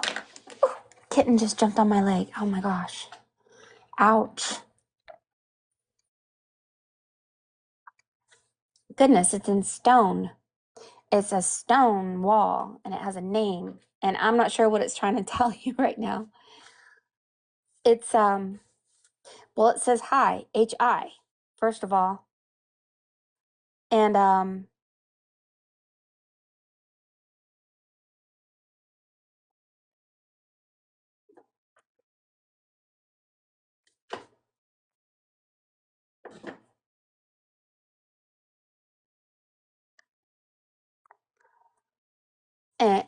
and so you have, the, you have a bird energy and a hummingbird, time travel. A hummingbird is the only bird that can fly backwards. It's about time travel. There's a lot of bird energy here. This is about flight. There's a piece of paper with your name on it. And it's HY, and they're all in stone. Interesting.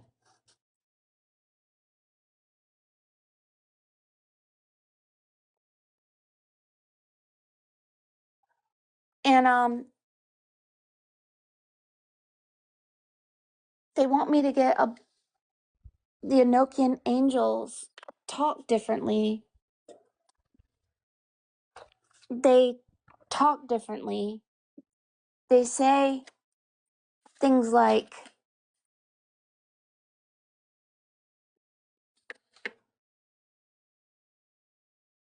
they spell things differently. So they actually use the letter Y instead of I in Enochian language. So these are the Enochian angels that have come forward to talk to you about your name. Like they spell the word power Powre. And they spell loke instead of look not for the marvels. And they spell marvels Mervayles. They do a lot of Y's in their language. And let me look up a word that starts with the letter H, because I see HY, and then this keeps changing. But it's so when it's Y, it's an I, but it's a Y. So you have the Enochian language here. So you can see it says air is AYRE. That's air. So they change Y's, I's for Y's. I don't know why. Ha ha ha. I don't know why. It's like it doesn't have a dictionary, so it's going to have to tell me. Like ninth is NYNTH. We're just going to have to let Spirit tell us.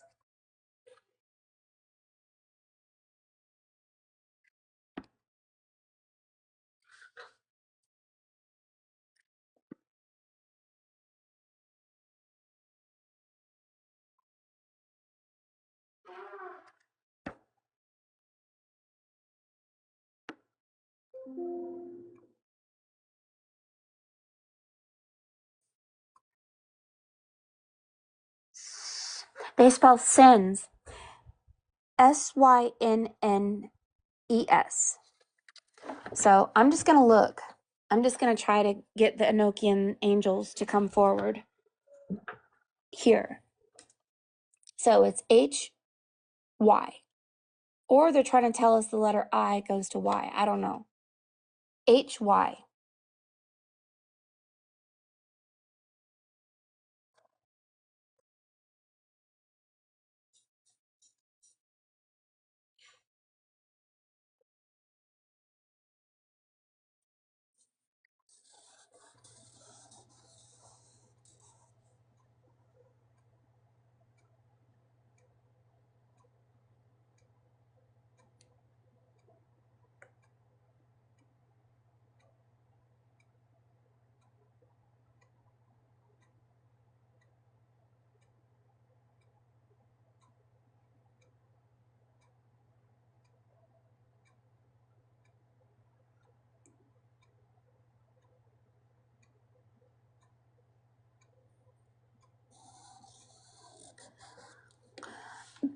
This isn't your name. They're saying that the Enochian angels are here, and they spell it higher, here, higher.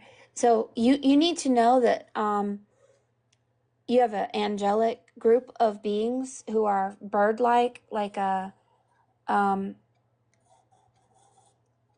you have a shield over you, a heart shield. You have energy protecting your head.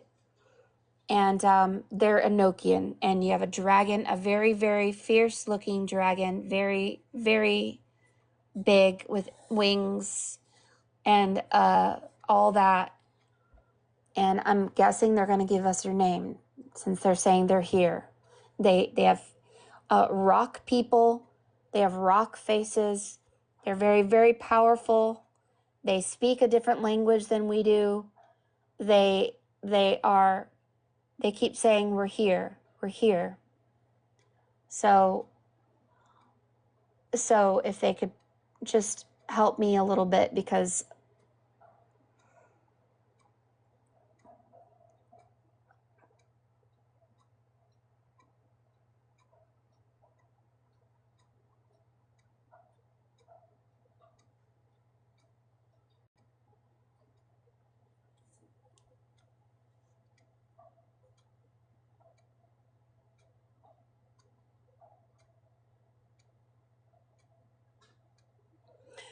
I just have to show you this guy. He's a rock man. He has a stone head. He's very, very big. He's very, very tall. He's, for some reason, handing out like a loaf of bread, something about bread, and maybe with the letter B coming forward.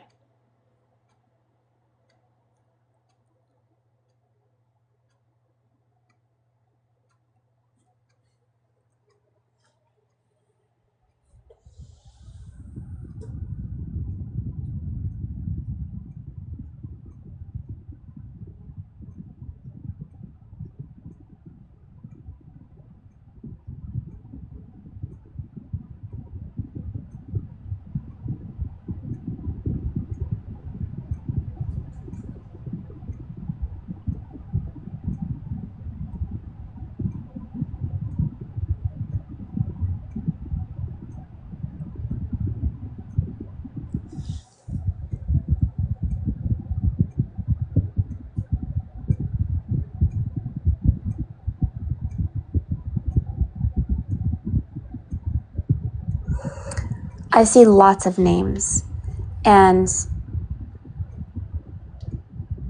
what I'm doing right now is moving my eyes around the page to get one that is actually taking solidification for me.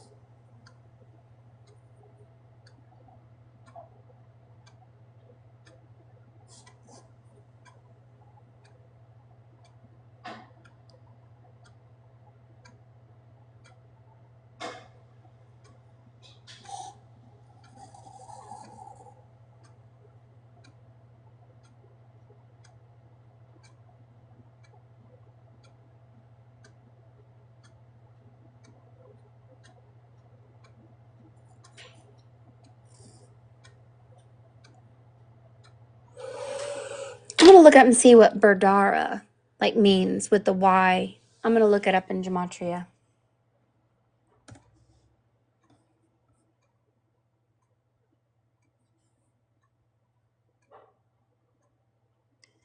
Boy, do I have too many pages open. Ha ha ha.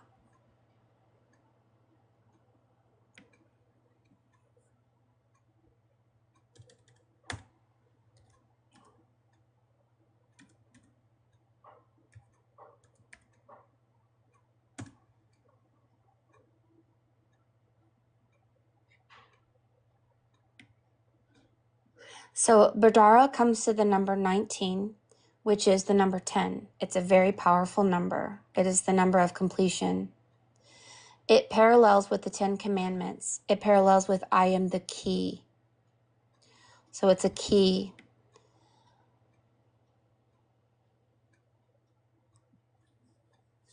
It parallels with May 8th.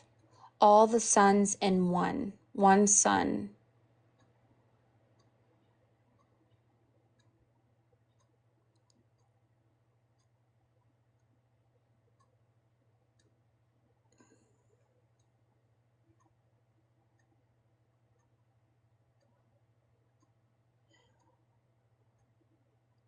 it parallels with hymns, like the song.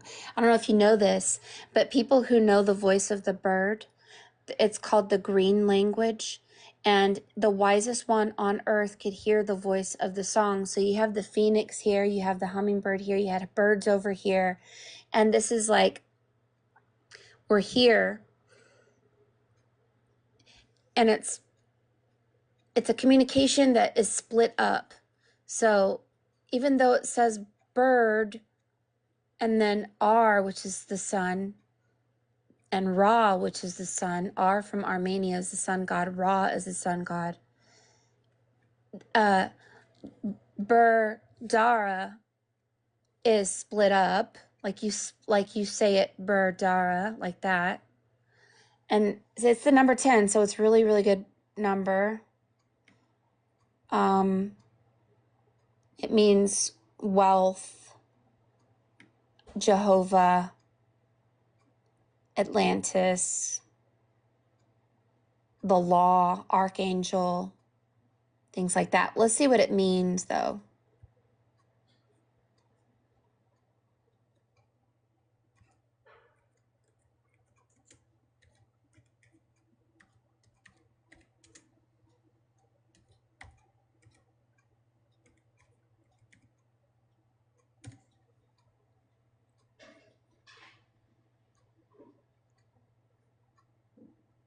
They're not going to have this name on Google. They're just not going to.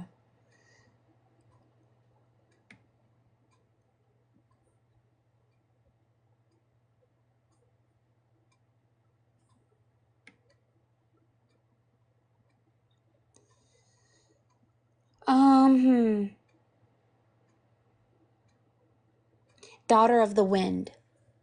The translation of it is the barkeeper, the daughter of the wind, which is why the birds are flying in the wind. So it's wind energy, air energy. Air, Badara.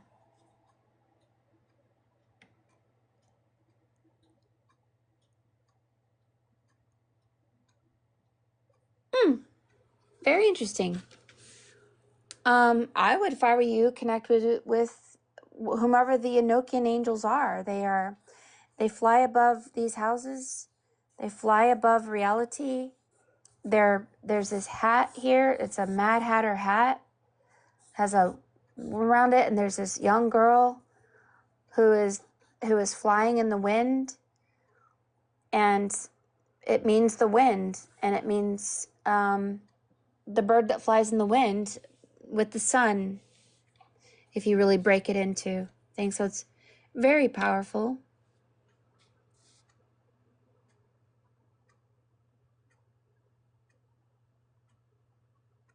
But it's not earthly.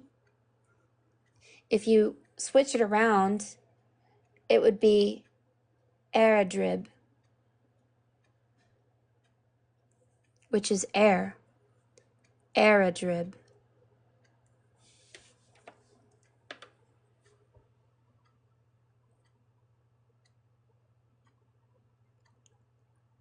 Of the winds, yeah, the bird that flies in the air with the wind and the sun. Oh, yes, isn't that awesome? Yeah, that's a very deep message from the Enochians, according to them. But let me just show you this dude. It's like this. He's holding what I thought was bread. And it's, well, yeah, it has praying hands on the bread, like praying hands. And then there's like and then it turns into a table. So this is all about something.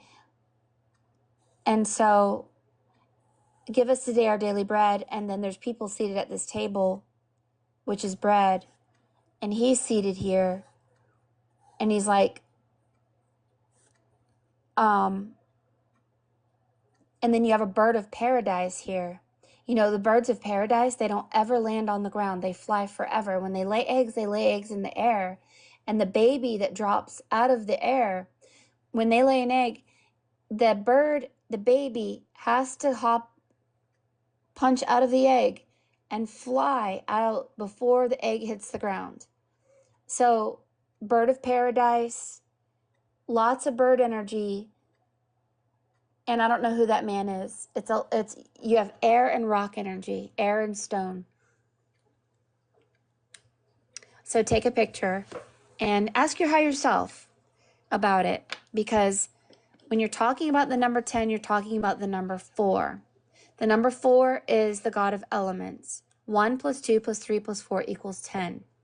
So the advanced ones know about she of 1,000 names, she of 1,000 roses, she of 1,000 is the fourth emanation. So the fourth emanation of the number 1 is 1,000. So if you're talking about these invisible masters who give you a name that equals the number 10, it represents, and I don't know if you guys watched that one guy on Gaia, he talks about this. He says a perfected human being is the number 10. If you receive the number 11, it means that you have become the perfected person who's ready to help build the new earth. And so when you get into numerology, if you get a 1, a 10, 100, 1,000, 10,000, 100,000, these speak of emanations. And so that you receive an emanation that is the number 10, it represents perfection. So it has a lot of meanings, frontwards and backwards. But I would say that if you wanted to get into Dr. John Dee, and how he communicated with the angels, they are bird-like people. They're connected to the air, and they don't speak the way we do. They have a very strange way of saying here, or they change the E to Y, or they change the I to Y for some reason.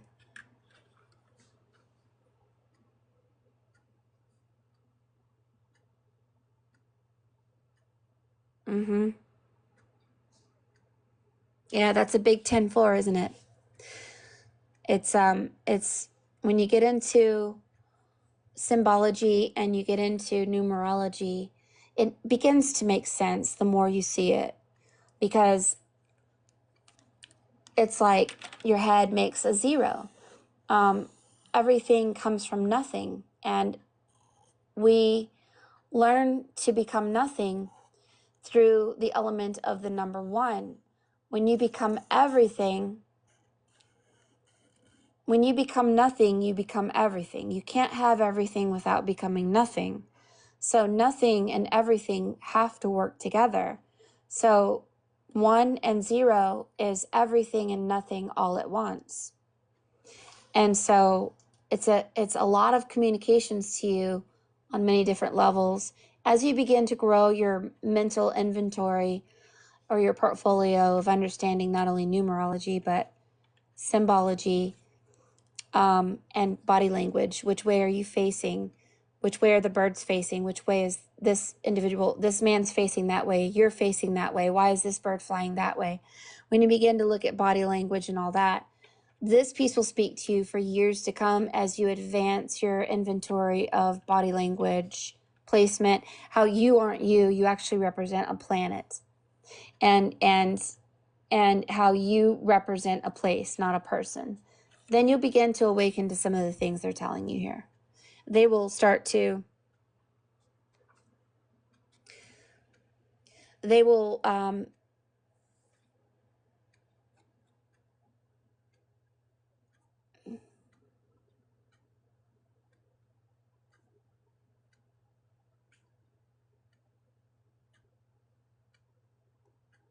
hold on. They're trying to make me do something here. No. Okay, sorry, they made me verify that I was here. They will communicate that it's HY, and then the R is inside the face of this hat, RE. And so when they're talking about a hat, you're talking about a place. RE is then also the name of the sun. And HY is numerical as well as literal. So they speak in complicated ways. And the way that we're learning this is going to take some time. The fact that your arms are slanted down this way is something. So talk to your higher self and see what your higher self has to say, and play with your name, and don't share it too much with the muggles. Give it as it, make your name sacred. It's sacred, it's special, it's numerically perfect. It is the sun and the air, and it's connected to the Enochian angels. So it's a divine name. So thank you guys for being here. Thank you for the gifts. Thank you for your support. We will be back here tomorrow. I will be giving more free readings tomorrow. You can always go to forestfairy.com for a reading. I try to have these live readings placed on my YouTube channel, but YouTube is doing something really weird where I'm not able to upload the entire video, so I hope you don't miss it, but it's okay. I make a video of the readings and explain exactly what's in it in a painted version for those who paid for it. So you don't miss out, and it's kind of consolidated, so it's not like an hour long, and it gives you an idea of exactly what Spirit is saying, not only to us individually, but collectively. All of you guys are here to jumpstart your adepthood, to learn to speak the language of the higher beings, so that you're not left behind when you are communicated with, and you can obey it, because the invisible ones are time travelers. They see the future, they see the past, and we as humans, we're very limited. We have to listen to that divine invisible voice. What is the purpose of the Holy Spirit of truth if all of our answers come from a book? Sometimes it comes to us miraculously. We just have to believe. So go outside, get some outside time, do your meditations, connect with water and trees and the air and rocks and stones, and begin to balance your technical side, your online side, your cell phone side with your natural side, so that you can live in balance with nature and with technology. I love you so much. We'll see you guys again tomorrow. Bye-bye.